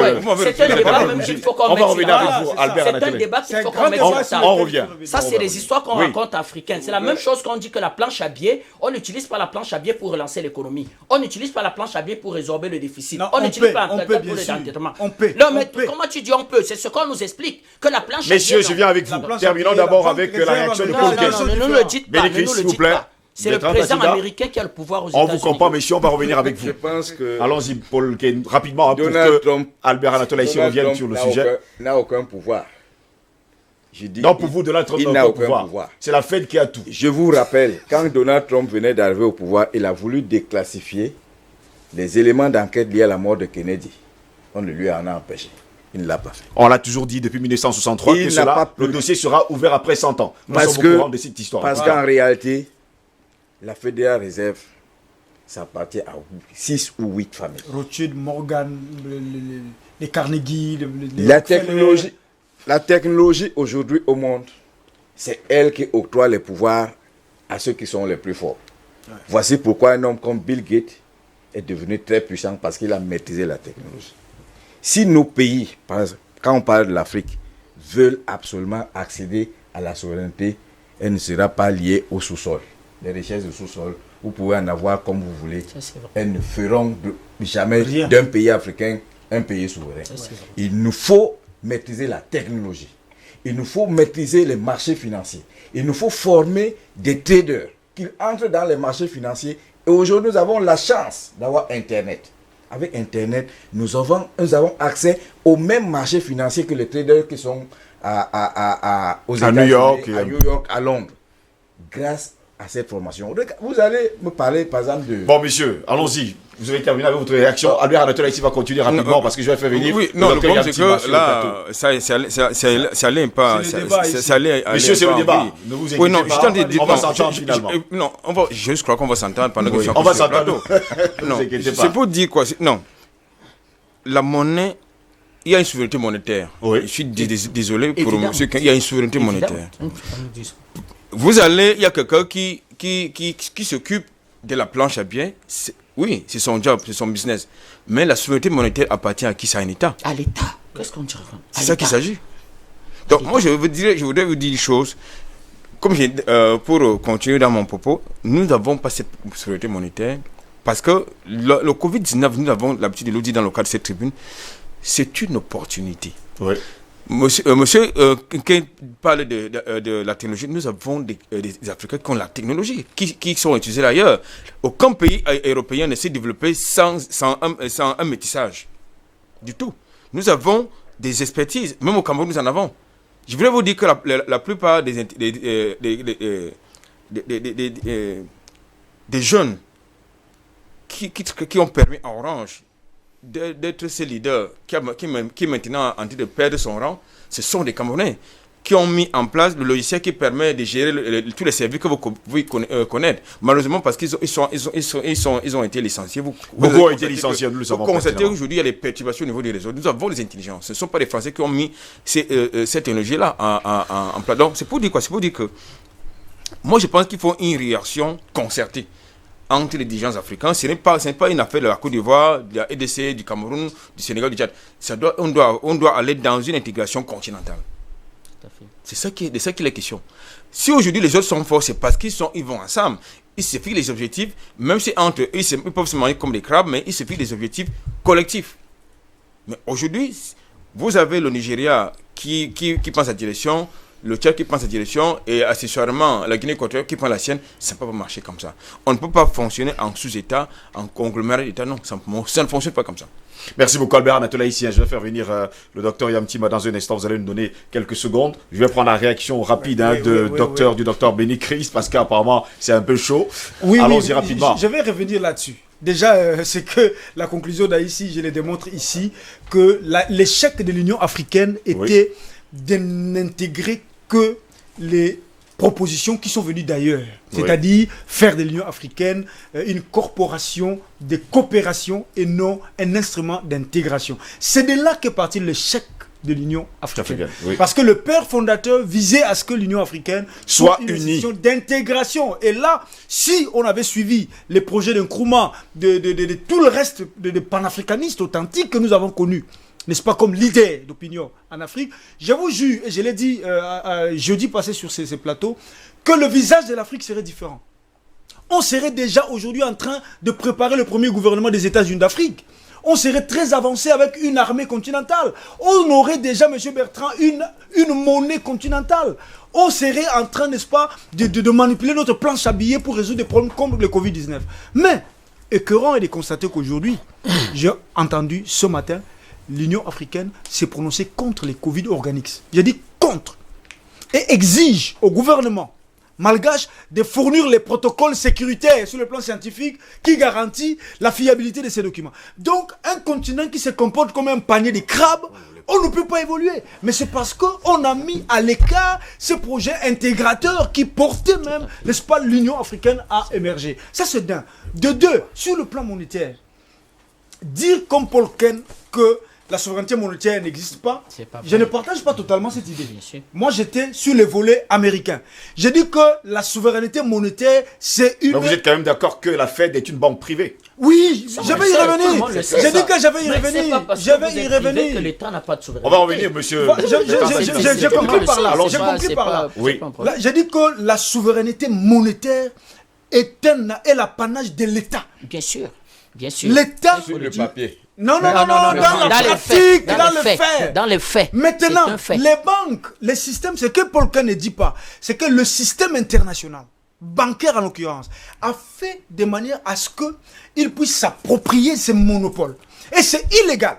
Si le peuple du monde comprenne ce qui se passe, je pense que le peuple va se relever. Et quelqu'un a dit ça. Sans vous couper, Béni Christ, les marchés, par exemple, ont chassé l'état de l'économie réelle. Or, aujourd'hui, avec le coronavirus, les marchés sont relativement, même, entre guillemets, en situation très compliquée et appellent l'État au secours. Donc, l'État est obligé, en termes de venir injecter l'argent dans le marché et de relancer le marché. L'État est souverain. Oui. Mais je vais chuter une seconde. Allons-y. Et je pense que Ford a dit quelque chose. Il a dit, si seulement le peuple de l'humanité découvrir la mafia qui existait derrière les banques, de s'approprier de leur pouvoir décisionnel, je pense que le lendemain on se réveillera avec une révolution qui mettrait tout en déboulade. Merci beaucoup. Docteur Yambozo, bienvenue à vous également. Bonjour. Vous avez trouvé que le débat est déjà un peu plus chaud. J'ai pris quelques notes. J'aimerais réagir rapidement. Rapidement, allons-y, puisque vous êtes là. Vous avez pris quelques notes. Écoutez, j'ai entendu dire des choses sur le Nigeria et l'Angola, sur le fait que, sur ce qui est les conditionnalités qui sont posées à l'Angola et sur le fait que le Nigeria aille s'endetter. Vous savez, nous défendons l'Afrique, mais nous ne défendons pas les individus ou les autorités. Le Nigeria, c'est l'un des pires exemples de mauvaise gestion qui existe sur ce continent. C'est même une honte. C'est-à-dire que vous ne pouvez pas être un pays aussi sérieux, aussi grand, aussi important pour nous et vous gérez un pays de 200 millions de personnes comme si c'était la dernière boutique du quartier. Ce n'est pas sérieux. Le Nigeria n'a pas le droit de se lever et aller demander 3 milliards de dollars. Le Nigeria est le pays qui devait être en train de dire je mets 3... C'est-à-dire qu'en ce moment, le Nigeria aurait dû apporter une centaine de milliards de dollars dans la cagnotte africaine. C'est une honte. Et il faut que les Africains apprennent à se dire les vérités. Les yeux dans les yeux, en se disant frérot, on va ensemble, mais là, tu as merdé. Et c'est le même problème avec l'Angola. Quel que soit ce qui se passe en Afrique, il faut que nous sachions nous dire la vérité. Vous ne pouvez pas avoir... Aujourd'hui, tout le monde voit tous les scandales de corruption qu'il y a en Angola.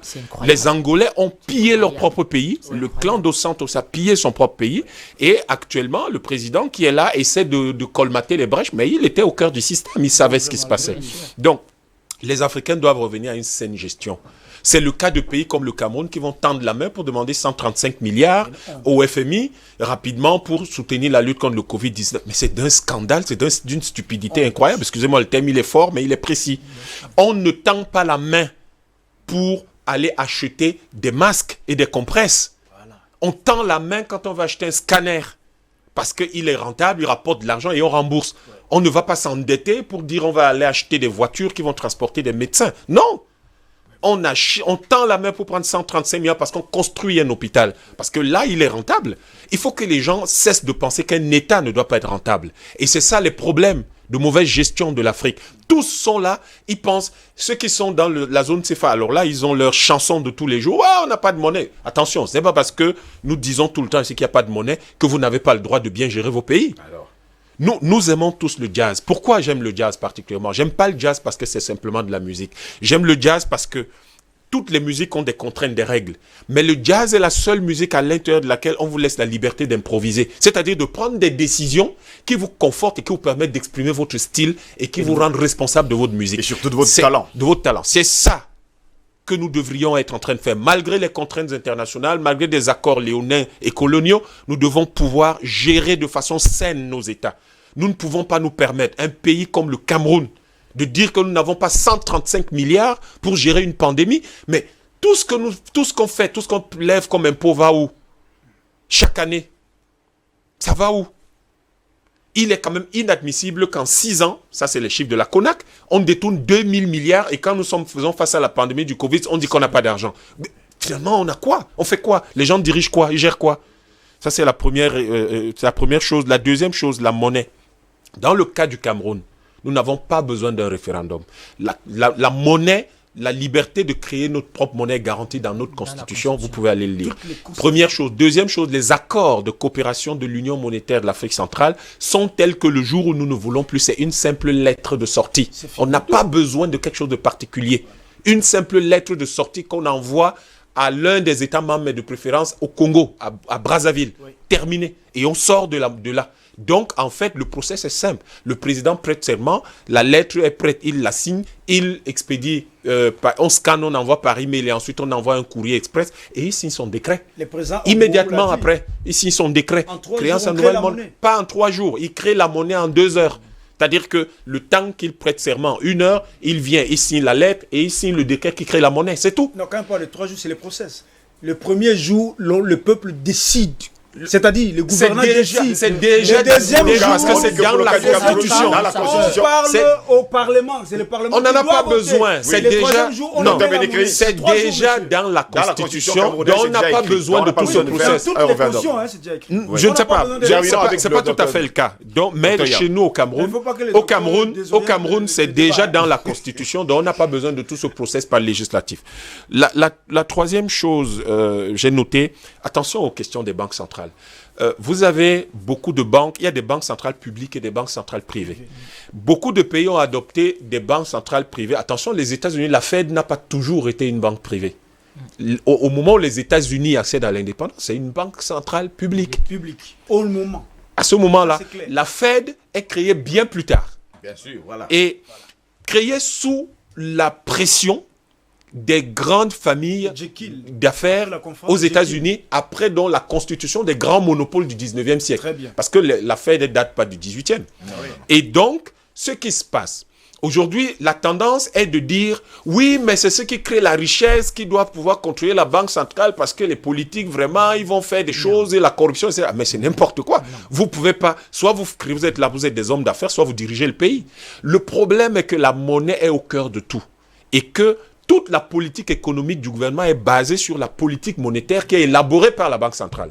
Or, si quelqu'un élabore la politique monétaire et la politique du crédit, cela veut dire qu'au fond, c'est lui qui détermine la politique économique. C'est pour cette raison que beaucoup de pays comme la Chine ou la Russie ont des banques centrales publiques. L'une des grandes controverses qu'il y a en Afrique du Sud aujourd'hui reste le statut réel de la Banque centrale. Parce que l'ANC voulait une banque centrale publique. Elle ne l'est pas. La banque centrale sud-africaine reste une banque centrale privée contrôlée par les open mayors, lesquels étaient au cœur du système de l'apartheid, ce qui est une injustice terrible pour les populations africaines d'Afrique du Sud. Donc, la question de la Banque centrale amène à répondre à la question de la souveraineté monétaire. Mais qu'est-ce qu'on entend par souveraineté monétaire en réalité? La souveraineté monétaire peut s'entendre de deux façons.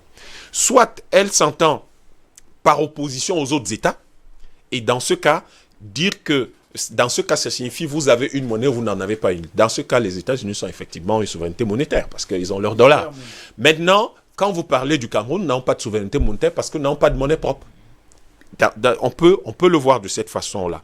Alors, les gens nous disent la technologie, oui, mais ce n'est pas la technologie qui détermine la vision du monde. La technologie est un petit élément au cœur d'une vision du monde. Quand vous faites un projet de société, ils peuvent fonder ça sur la technologie. Ceux qui maîtrisent... C'est pas une question de partage. C'est pas une question de partage. Lorsque vous élaborez un projet de société, la technologie est l'un des aspects de ce projet de société. C'est pas tout. C'est pas que la technologie qui constitue votre projet de société. C'est ça que je dis. Donc, et aujourd'hui, le problème des Africains relativement à la technologie, c'est qu'on nous a laissé croire justement que comme en 2020, nous ne fabriquons pas des avions, alors nous ne pourrons pas le faire. Non. La technologie, en matière de science, la technologie représente 25% des connaissances scientifiques disponibles, pas plus. Ça, c'est ce que les gens doivent savoir. Donc, il suffit que nous mettions en place ce qu'il faut pour ça, des incubateurs d'entreprises, de la recherche en développement, parce qu'on a la recherche fondamentale et la recherche appliquée. Vous mettez ça en place, vous rattrapez votre retard rapidement. Au XXe siècle, avant, on disait en sciences économiques qu'il faut 100 ans pour un pays pour se développer. Il y a eu 2 exceptions. La Corée du Sud et Israël, qui se sont développés en moins de 50 ans. Aujourd'hui, on sait qu'il est possible de développer un pays en une génération, c'est-à-dire autour de 20-25 ans. Tout simplement en utilisant ces éléments de connaissances qui indiquent que vous pouvez arriver, vous avez 25% de toutes les connaissances qui sont concentrées dans la technologie. Elle n'est que ça, elle n'est pas tout. La science est beaucoup plus vaste et la technologie, c'est 25% des connaissances. Je parle effectivement de la science. Quand je fais allusion à la technologie, je vais peut-être... Et il faudrait pas se tromper dans ce monde en croyant qu'il est ouvert. Le monde n'est pas ouvert. Les choses, les applications auxquelles accède un trader américain, au Cameroun ne peut pas y accéder. Il faut le savoir. Si vous dites à la plupart des Africains, vous vous êtes jamais demandé pourquoi il n'y a pas de moissonneuse-batteuse en Afrique? Dans toute l'Afrique, il n'y en a pas une seule. Est-ce que vous le saviez? Pourquoi il n'y en a pas? Mais parce que les autres ne veulent pas que vous accédiez à la technologie. Pourquoi ils vous refusent la moissonneuse-batteuse et vous permettent d'accéder à une application qui permet de gérer des milliards de dollars alors que la moissonneuse-batteuse ne coûte pas autant? Il faut que nous cessions d'être naïfs et que nous sachions que nous sommes en guerre avec des gens, une guerre ouverte depuis 6 siècles, et ils n'ont aucune intention de nous faire des cadeaux. La bataille sur le vaccin est du même ordre. Tout ce que vous représentez après la lecture du Code noir et de tout ce qui s'est fait pendant l'esclavage et la colonisation, vous devez savoir qu'on n'a jamais vu les Africains que comme un terrain d'expérimentation. Toutes les connaissances en gynécologie qu'on a aujourd'hui, comment on les a eues? En faisant en écartant les cuisses de nos mamans, en fourrant tout et n'importe quoi dedans. C'est des images dures, mais je veux que les Africains sachent que c'est comme ça que le monde s'est constitué. Il ne s'est pas constitué en pensant que vous êtes assis à Douala au Cameroun et vous accédez à ce que fait le gars qui est à New York et qui est tout blanc. Non, ça ne se fait pas comme ça. Il y a des limites, il y a des zones auxquelles vous n'accédez pas, il y a des espaces auxquels vous n'accédez pas parce qu'ils estiment que c'est le cœur de leur système et ils ne vous laissent pas y accéder. Aujourd'hui, il s'agit nous-mêmes de construire ce que nous devons construire. Et la bonne construction de ce que nous avons à faire, c'est d'avoir non pas de dire qu'on va compter premièrement sur le fait que le monde est ouvert ou que les autres nous tendent la main et les illusions de mondialisation. C'est sûr, qu'est-ce que nous allons faire? Il ne s'agit pas d'attendre tous les Africains. Nous sommes 40 millions au Cameroun. Nous avons le devoir, la responsabilité de construire notre espace, de le viabiliser et d'être sûr d'avancer. Alors nous nous mettons au travail. Vous avez 40 millions de cerveaux. Ce qui compte, c'est comment vous organisez ces cerveaux. Qu'est-ce que vous dites à ces cerveaux? Qu'est-ce que vous leur donnez comme vision? Et vous essayez d'avancer. C'est tout. Messieurs, on est sur un plateau. Oui, Paul Ken, jusqu'à preuve de contraire, vous n'étiez pas très d'accord avec... non, son développement est très bien, mais sauf que je relève 2 choses qui ne marchent pas. On a parlé de la science. Quand je fais allusion à la technologie, effectivement, je parle de la science qui est universelle. La science n'est pas... Il n'y a pas des Noirs qui ne peuvent pas accéder à la science. Non, tout le monde peut effectivement apporter sa contribution dans le domaine scientifique. Toutefois, il vient de relever que un trader africain ne peut pas avoir accès aux mêmes données. C'est faux. Depuis qu'il y a Internet, on peut accéder aux mêmes données. Et c'est d'ailleurs une preuve. Faisons une comparaison entre les footballeurs. L'Afrique peut produire combien de footballeurs professionnels? En matière de trader, nous allons constater que les jeunes Africains sont très bons en mathématiques, très bons en informatique. Et Internet est une page universelle où tout le monde a accès. Vous ne pouvez pas. Mais vous savez quand même que sur Internet, il y a des informations que vous n'aurez jamais accès. L'Africain n'a pas accès aux mêmes Je données dis que l'Occidental. une fois de plus, ça c'est des informations auxquelles j'ai accès quand même. Je ne raconte pas des histoires. Je vous comprends Je parfaitement. vous parle des choses que moi je vérifie. Actuellement, j'ai mon fils, mon premier fils. Il est trader. Il a accès à tous ces marchés. Il vit où? Il n'a jamais pris l'avion pour aller ailleurs. Il travaille dans le marché financier, étant dans sa chambre. C'est possible. Donc ne nous dites pas que nous sommes dans l'ordre du vouloir. Tous les jours, l'Afrique devrait, alors que ça se passe désormais. Ça se passe. Et les gens se plaignent qu'on ne veut pas nous transférer la technologie. Comment voulez-vous que moi, un Américain, je vous transfère ma technologie pour que vous deveniez comme moi? Finalement, vous passez le temps à vous contredire. Attendez 2 secondes. Vous passez le temps à vous contredire. Attention. Je ne me contredis pas. Première chose, vous ne parliez pas de science quand j'étais assis de l'autre côté. Laissez-moi finir. Vous ne parliez pas de science. Vous avez parlé de Bill Gates. Bill Gates, ce n'est pas la science, c'est de la technologie. C'est moi qui étais en train de réagir. Parce que vous avez dit, on a la banque.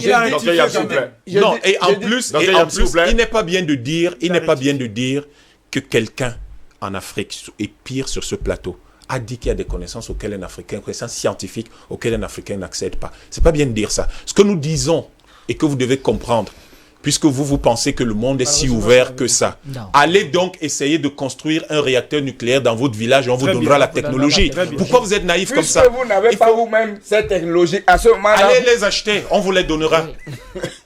Mais soyons sérieux quand même. Je dis une fois de plus, messieurs, on est sur un plateau de que télévision. l'Africain a intérêt à mettre sur pied des structures qui lui permettront de devenir autonome sur le plan scientifique. Qui n'attendent pas que les Occidentaux viendront nous faire des cadeaux. C'est ce que je voudrais dire. C'est ce que lui n'arrive pas à comprendre. Et je dis, il se plaignait que... C'est par là que j'ai chuté. Mais on ne peut pas nous transférer. Les Africains se plaignent tous les jours que oui, on nous a refusé le transfert de technologie. Comment voulez-vous qu'on nous transfère ça? Sachant que quand nous aurons les mêmes compétences, nous allons leur dire, foutez la paix. Ils ne le feront jamais. Donc c'est à nous de nous prendre en charge.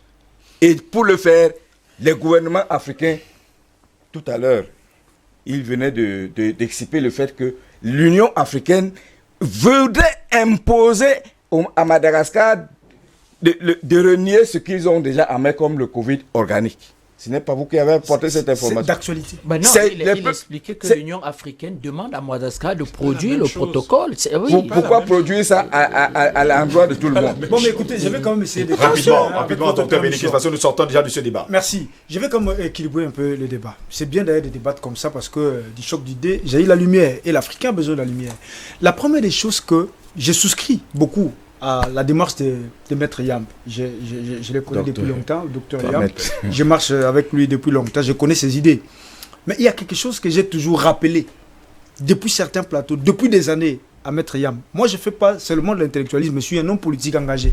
J'ai dit à Maître Yamb, Docteur Yamb. À Docteur Yamb, autant pour moi. J'ai dit à Docteur Yamb, nous sommes, écoutez, j'arrive, Docteur Yamb, nous sommes dans un continent, écoutez les paradoxes, nous sommes dans un continent qui a offert au monde, quand j'entends les États-Unis, le minimum de son développement, moi j'ai dit le maximum de son développement.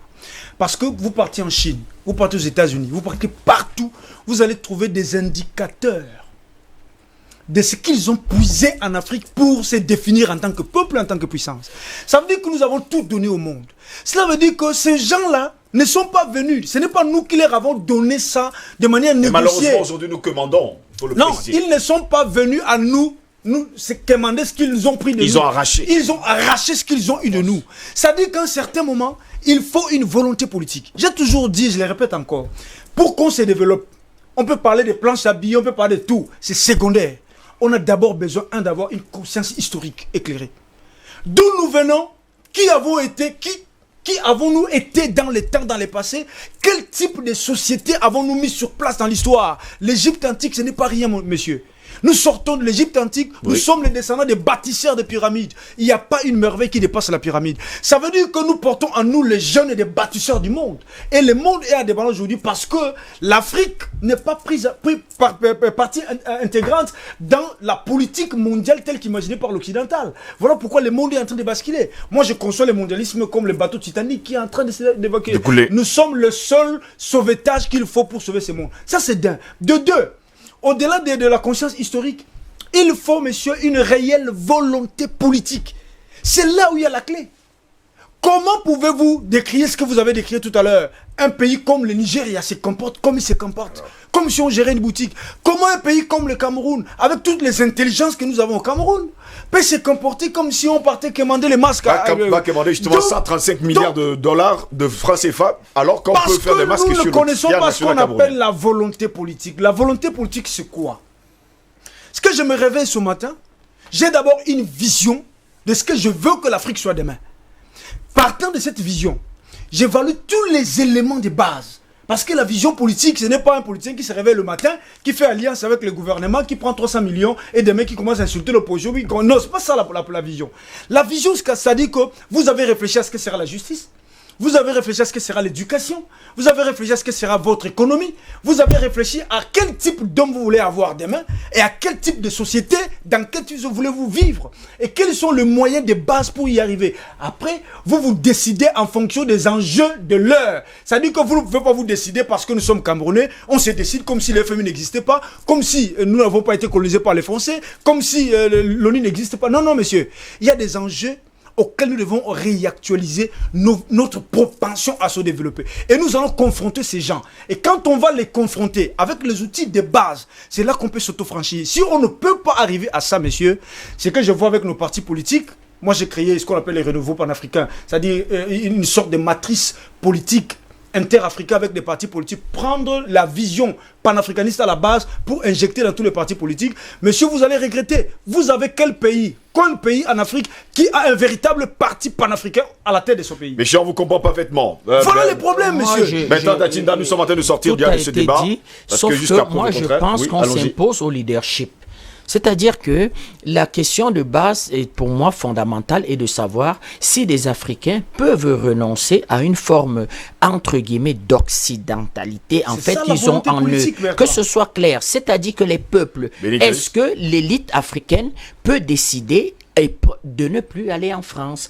Est-ce que l'élite africaine peut décider de ne plus manger comme le français? Est-ce que, or, à partir du moment où ils savent que vos élites, en fait, vos populations sont entre guillemets corrompues, vous ne pouvez pas avoir la conscience que M. Béni Christi est cherché à vous développer. Il est question de savoir si véritablement, pour développer l'Afrique, l'Afrique peut régulièrement peut regarder dans son passé, peut regarder dans sa façon de faire fi, en fait, de comment je vais dire que de l'influence occidentale, et de voir comment, à partir de son propre creuset, porter son propre développement. Messieurs, nous sortons de ce débat. Docteur Yam, vous avez le mot de fin, justement, pour éclairer la lanterne de nos téléspectateurs que cachent justement les prêts du FMI aux pays africains, parce que jusqu'à preuve du contraire, vous l'avez dit, c'est une absurdité que le Cameroun puisse prendre d'ailleurs un prêt de 135 milliards pour importer des masques et tout ce qui va avec. La vérité est que il faut comprendre que la facilité de crédit rapide à laquelle a eu accès taux zéro, le Cameroun fait partie des éléments auxquels vous pouvez accéder lorsque votre État est en faillite. Et ça, ce sont des choses graves. Parce que ce que cela signifie, c'est que notre État, officiellement, sur le plan international, est reconnu comme en faillite. Oui. C'est ça que ça veut dire. Mais comment notre État peut se reconnaître comme étant en faillite? Défaillant. Comment est-ce possible? Comment on peut expliquer ça? Et pour quelle raison est-ce que c'est par le FMI qu'on l'apprend? C'est par un prêt du FMI que nous apprenons que notre État est officiellement en faillite. C'est ça que ça veut dire. Mauvaise gestion, mauvaise gouvernance. En réalité, ce que cachent ces prêts, c'est tout simplement la mauvaise qualité de la gestion de nos pays. Et c'est une absence totale de vision nationaliste, patriotique et de développement de nos pays. Il est temps que, à chaque fois, nous sachions lire entre les lignes et que nous prenions la peine de lire entre les lignes. D'autre part, Si nous commençons aujourd'hui, il y a des choses qui n'étonnent pas. Depuis quelque temps, l'État du Cameroun essaie de lever de l'argent sur les marchés financiers. Il n'arrive pas à faire 100%. La réponse du marché est toujours une claque ou un applaudissement. Il n'y a pas de demi-mesure. C'est une claque quand vous n'arrivez pas à faire les 100%. C'est un applaudissement. Quand vous le faites, vous le dépassez. On se souvient ici des moments où, par exemple, la communauté urbaine de Douala voulait lever les fonds et se retrouvait à lever près de 1000% de ce qu'elle demandait. L'État du Cameroun qui voulait lever 150 milliards se retrouvait avec des propositions jusqu'à parfois 2-3 fois plus. Cela veut dire, et aujourd'hui, quand nous voulons lever 100 milliards, en avons péniblement 60, 56 ou 60. Cela veut dire que le marché ne fait plus confiance. Cela veut dire que les informations stratégiques de notre pays indiquent clairement que ça ne marche pas. Il faut comprendre que, au niveau international, l'une des raisons pour lesquelles les Camerounais sont toujours surpris de la façon de la tolérance de la communauté internationale, c'est que, au fond, ceux qui gèrent le Cameroun le gèrent en accord avec eux. Personne au niveau des organisations internationales ne veut qu'un pays comme le nôtre devienne la Corée du Sud. Donc, tant que, il tient comme il tient là, pour eux, ça va. Et en plus, il est stable, il est en paix, ça va. Enfin, relativement, ça va. Ils sont inquiets depuis quelque temps à cause du nord-ouest et du sud-ouest, mais là, ça va. Sauf que, pour nous, les Camerounais, mais c'est un scandale. Vous ne pouvez pas avoir toute la force, toute la puissance de la jeunesse que nous voyons là. Oui. Jeunesse, toute l'énergie de l'intelligence, des intelligents et de la créativité que nous voyons un peu partout, et rester un pays de cette taille. Donc, au fond, ce que ça cache, c'est cette mauvaise qualité de la gestion, mais ce que ça révèle est peut-être plus important pour nous. Ce que ça révèle aux Camerounais, c'est qu'il est temps que ceux qui savent deviennent ceux qui agissent. Donc, que les intellectuels camerounais décident maintenant en s'asseyant sur leur capacité, sur leur expertise, qu'ils utilisent cette expertise au service du peuple. Il n'y a pas 1000 endroits où on redresse un peuple. On le redresse en ayant le pouvoir politique pour orienter. Parce que lorsque Benny Chris parle de la conscience historique et de la volonté politique, il y a une chose qui précède tout ça, c'est votre vision. Si vous avez la vision, c'est là que vous vous rendez compte que la conscience historique, la vision précède. C'est là où vous sentez la conscience historique, elle est fondamentale, et que la volonté politique viendra du fait que c'est ça, en fait, la mise en action de l'implémentation de votre vision. Donc, aujourd'hui, vous me demandez de dire quelque chose relativement à ces prêts. Première chose, on n'en avait pas besoin. Parce que si on avait géré le pays correctement, la CONAC ne serait pas en train de dire tout le temps que de façon presque systématique, 2000 milliards moyenne, ont été détournés. Les 6 ans, on détourne 2000 milliards. Ce qui veut dire que depuis le début de ce siècle, on a détourné au moins 6000 milliards de notre propre pays et nous tendons la main pour 135 milliards. Et lorsque nous tendons la main pour 135 milliards, je sens qu'il va y avoir de sérieux problèmes avec la décision qui devrait être prise par rapport à continuer ou pas dans le cadre de l'Union monétaire de l'Afrique centrale et le franc CFA. Et donc, c'est ça qu'il faut se poser comme question. Et il faut toujours se demander, c'est le dernier point sur lequel je voudrais... Allons-y rapidement parce que le temps nous est parti. Lorsque vous avez un pays comme le nôtre, lorsque vous êtes en crise, lorsque survient une crise, la première réaction de tout un pays, de tous les pays, devrait être de suspendre les frais de bouche, donc à faire moins de réunions, donner moins de cocktails, faire tout ce qui est dépenses de prestige, d'abord de les arrêter. Et si vous prenez le Cameroun aujourd'hui, si vous regardez dans notre budget de fonctionnement, si vous enlevez toutes les dépenses de prestige, les frais de bouche, les missions, les machins qui sont suspendus là et tout le reste, on aurait pu, ça veut dire qu'on aurait pu collecter au moins 10 à 15% de notre budget de cette année, soit entre 500 et 750 milliards, qui auraient donc servi à lutter contre le coronavirus. C'est pour cette raison qu'il est totalement absurde et incompréhensible que nous soyons plutôt allés chercher 135 milliards. Messieurs, je vous dis merci d'avoir été là ce matin. Bertrand Tatinda, je vous dis merci. Beaucoup. Je sais que vous allez voyager dans un instant justement pour aller dans la capitale camerounaise. On vous dit d'ailleurs bon voyage. Merci. Je vous remercie d'avoir été là ce matin. Dr Yam, merci également pour tous vos éclaircissements sur ce sujet. Albert Anatola ici, directeur de publication du journal Le Cactus qui paraît sur le terrain national camerounais. Merci également d'avoir été là ce matin. Paul Ken, merci également d'avoir été là ce matin. Et sans oublier bien sûr Dr Bénécris, merci également d'avoir été là ce matin. Nous allons justement accueillir sur ce plateau Mbananga Simon-Pierre, coordonnateur du village artisanal régional de Douala. Il est notre expert de ce matin. Mbananga Simon-Pierre, bonjour et bienvenue à vous. Bonjour monsieur Jocelyn Goss. Bienvenue. Merci également d'être venu ce matin pour nous parler bien sûr du village artisanal et régional de Douala. Tout de suite et maintenant, voici le regard de l'expert.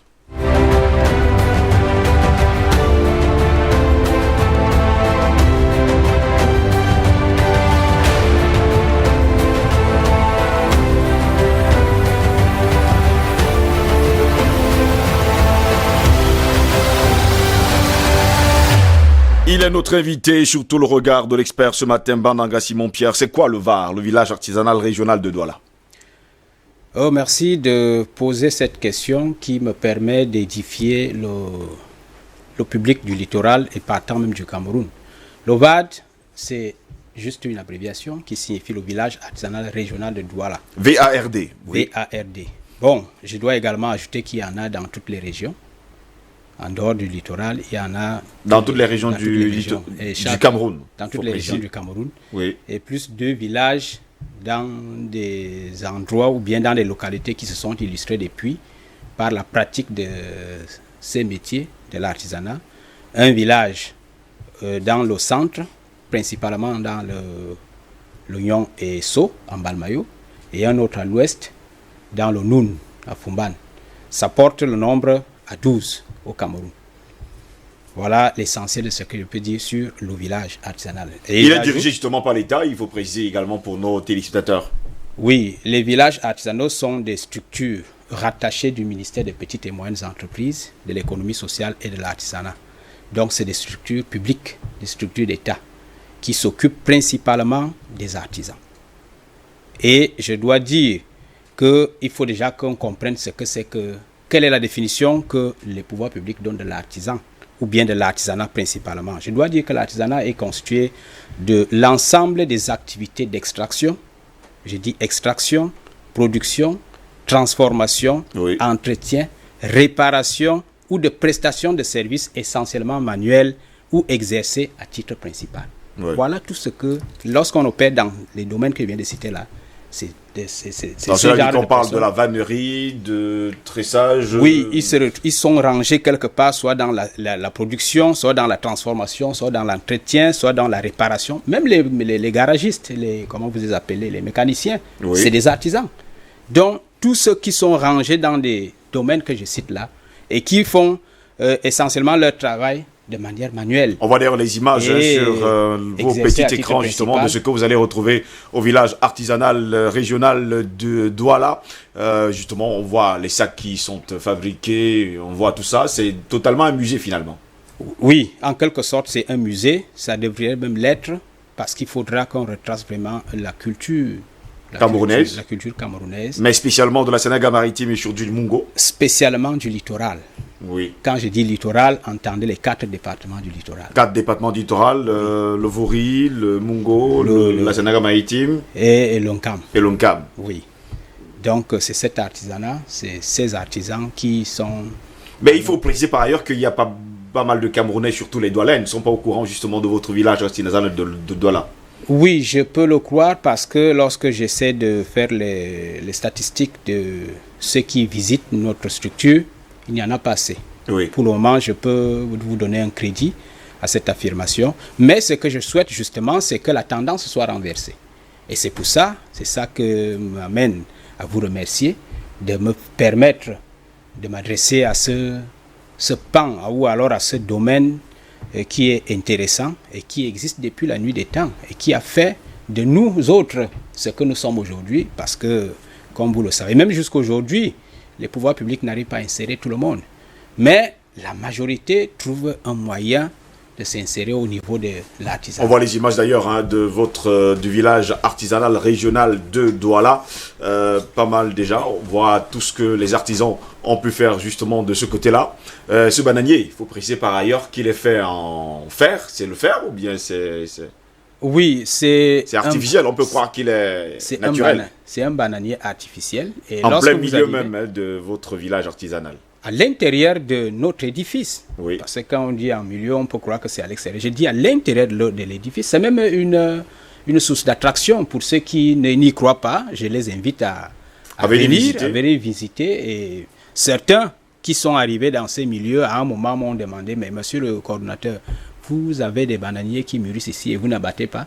Je leur ai dit, bon, ça ne me gêne pas, moi je peux vous donner la machette. Et bon, c'est après qu'on s'est rendu compte que c'était un bananier artificiel. Et je dis, ça c'est l'œuvre des artisans. Tout ce qu'on voit sur l'écran. Tout ce que vous voyez là sur l'écran, il y en a, et il y en a, et il y en a, de toutes les formes. Et de toutes, bon, ça c'est des choses physiques on peut voir et qu'on peut retrouver effectivement au village. On peut visiter ou encore on peut acheter? On peut visiter et même on doit acheter, ou on peut acheter. Ça dépend de la bourse des uns et des autres et du vouloir et de la bonne volonté de certains d'avoir ces œuvres. Et maintenant, quand je parle de la situation géographique, en tout cas du village artisanal de Douala, il est situé où? Le village artisanal régional de Douala est situé à Yassa, sur la route de Douala, principalement à côté de l'hôpital gynéco-obstétrique pour ceux qui savent. On voit d'ailleurs la route principale, voilà. Et justement à l'entrée de Chauvou, le village artisanal régional de Douala. Voilà, c'est à ce niveau-là que nous sommes situés. Lorsque vous entrez pour l'hôpital gynéco, avant d'arriver à l'hôpital gynéco, vous avez un autre édifice qui s'impose à vous du côté gauche en allant vers l'hôpital. Visiter, c'est gratuit. Il faut bien préciser à nos téléspectateurs qui ne connaissent pas encore ce qui se passe là-bas. Bon, visiter, surtout que nous avons le souci de faire connaître l'édifice, je vous dis que c'est gratuit. Oui. On ne vous impose pas. Les seules conditions, c'est que vous respectiez les 13 mesures du gouvernement contre le Covid-19. du Covid-19. Ouais. Et c'est tout. Et vous allez trouver des structures qui vous accueillent. Une fois que vous entrez, vous trouvez déjà un seau d'eau courante et puis vous faites ce que vous devez faire. Et à mesure que vous continuez, il y a d'autres choses qui s'imposent à vous. Voilà les seules conditions. En termes de frais à débourser, je ne crois pas jusqu'à ce moment-ci. Il y avait également un autre problème qui se posait, c'est les artisans qui ne viennent pas en grand nombre justement exposer, faire leur exposition justement dans ce village artisanal. Faut-il leur dire que c'est le chez eux, ils y sont accueillis, c'est gratuitement, ils peuvent venir se former, faire pas mal d'autres choses? Oui, les artisans, vous savez, c'est des gens qui vivent au jour le jour. Ça fait que lorsque tu demandes à celui-là de venir exposer une œuvre, oui, qui va attendre une semaine, 1 mois, 2 mois, voire plus, sans être vendu, il trouve que c'est du temps à perdre. Perdu, oui. Alors, pour lui, mieux vaut vaquer, continuer à vivre comme d'habitude. Et c'est ça qui fait que le village ne soit pas, couru et visité par les artisans. Bon, maintenant, moi, je leur dis, ce qu'ils doivent savoir, c'est que lorsque les pouvoirs publics ont mis sur pied cette structure, ce n'est pas pour les empêcher de mener leurs activités comme ils le faisaient avant. C'est que les pouvoirs publics ont pensé qu'on les permet d'ouvrir un second comptoir.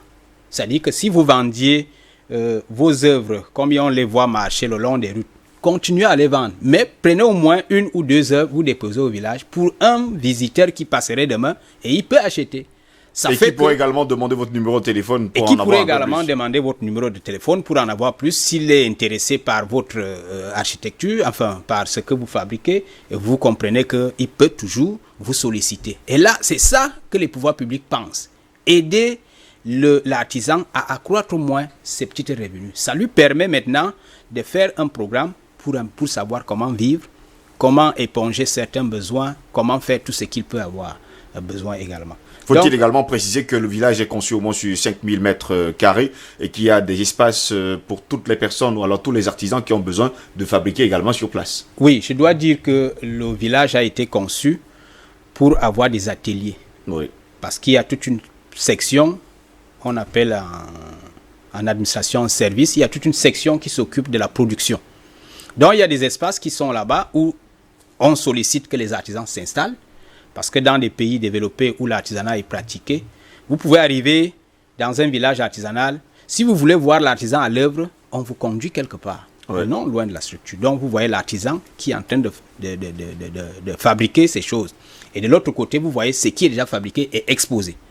Donc les artisans sont sollicités pour venir s'installer au village, que ce soit pour assurer la production, c'est-à-dire la fabrication sur place, et même pour exposés. Bon, je dois également ajouter qu'en dehors de tout ça, nous avons beaucoup d'atouts.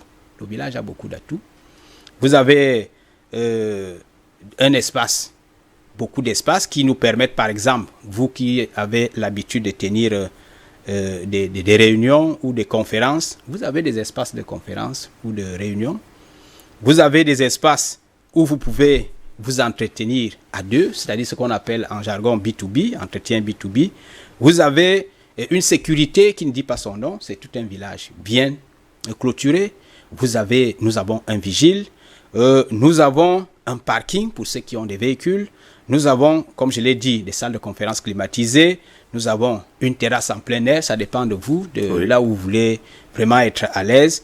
Nous avons également des productions artisanales que nous mettons à la disposition des visiteurs.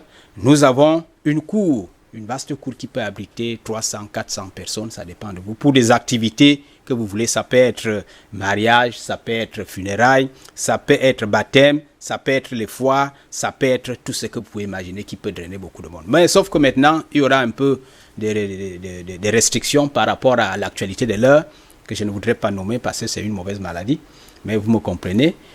On ne pourrait pas admettre que nous abritions un nombre au-delà de 50 personnes, mais quand même, c'est des structures qui ont été prévues pour abriter plus. Bon, avec l'évolution de cette fameuse maladie, je crois que les choses nous permettront. Mais déjà, il faut que le public soit avisé et informé que toute notre structure offre toutes ces facilités pour que les uns et les autres ne cherchent pas loin. Encore plus que là où nous sommes, nous ne pratiquons pas les prix des grandes structures. Je ne voudrais pas les nommer, qui sont à Bonanjo, à quoi et compagnie. Nous, on est au village, donc on a, disons, les prix abordables pour tous les citoyens camerounais. Du village. Les prix du village. Tout à fait. D'accord, ça signifie donc que tout le monde peut arriver chez vous, hein, et surtout avoir quelque chose d'un artisan. Tout à fait. Une œuvre artisanale, faite d'ailleurs avec les mains. On a d'ailleurs vu pas mal de belles choses faites par des non-voyants, extraordinairement. Oui, nous avons, bon, vous savez, généralement, ceux qui opèrent dans l'artisanat, c'est ceux qui pensent qu'ils ont, je ne dirais pas raté la vie, mais c'est pas loin de leur conception. Et ils se cherchent pour également survivre. Et c'est pour ça que quand vous arrivez, je vous présente une œuvre, je vous dis que ça c'est fait par un malvoyant. Bon, parfois les gens ne me croient pas. Ne nous croient pas. Bon, moi j'ai dit, mettez-nous à l'épreuve. Si vous voulez, je vous conduis chez le malvoyant. Le malvoyant, et vous voyez comment il travaille. Donc, vous avez des œuvres là, et qui sont juste exposées pour que les uns et les autres essaient d'avoir une idée de ce que l'artisanat a. Je dois dire également qu'au niveau de l'artisanat, presque tout est vraiment artisanat. Presque tout est artisanat. Donc je peux découper un habit en petits morceaux, venir exposer là-bas, c'est ça de l'artisanat? On fistole ça. Oui, vous pouvez découper, mais sauf que comme nous sommes un village artisanal régional, je voudrais rassurer les uns et les autres que il n'y a pas de discrimination pour y arriver, pour exposer, mais c'est les œuvres que vous produisez qui discriminent. Parce que nous voulons présenter l'artisanat, l'excellence de l'artisanat au niveau régional. Je dois déjà dire qu'au niveau national, il y a le Salon international de l'artisanat que vous connaissez, qui procède aux sélections des meilleurs artisans dans toutes les 10 régions. Et c'est eux qui sont convoyés à Yaoundé pour exposer à cette grande manifestation. Et ils sont en concurrence ou en compétition avec les artisans qui viennent des autres pays. Mais au niveau du littoral, donc c'est l'œuvre que vous produisez qui détermine si elle doit être au village ou si vous ne devez pas être au village. Ça veut dire que si votre œuvre n'est pas sélectionnée, vous avez encore du chemin à faire en termes de compétition. Et c'est pour ça que nous organisons des foires pour que les uns et les autres essaient d'apprécier ce que font les autres artisans et vous comparer à leurs œuvres pour voir s'il faut améliorer, s'il faut. Merci beaucoup, M. Mbananga Simon-Pierre, d'avoir été là ce matin. Je rappelle que vous êtes le coordonnateur du village artisanal et régional de Douala, situé justement à Yassa, à côté de l'hôpital gynéco-obstétrique de Yassa. Merci en tout cas d'avoir été là ce matin. Je vous remercie, mais je dois ajouter que si vous avez une tasse de café naturel à vouloir prendre, ou un petit repas que vous voulez offrir à quelqu'un, le village également offre le village offre également cela. Un espace de ce genre. Ok, donc, pour ceux qui ne manquera pas en tout cas. Pour lutter contre le Covid-19, vous avez des tasses de gingembre, tout ce qu'on vous dit là, hein, mais passez seulement, vous allez voir. Et la tasse va coûter cher? Non, au prix du village. Ce n'est pas que nous ne sommes pas à Bonanjo ou à Akwa. Oui. Pour que ce soit tel que vous pensez. C'est justement, le plan, il n'y a pas grand-chose à dire. Une tasse du village. Une tasse du village. À la portée de tout le monde. À la portée de tout le monde et au goût de tout le monde. Et au goût de tout le monde. Merci en tout cas d'avoir été de notre ce matin. Mesdames, messieurs, c'est ici que va s'achever cette autre édition de DBS Matin. Au plaisir de vous retrouver demain pour une nouvelle édition. Restez sur notre chaîne. L'information y est en continu. À demain. Au revoir.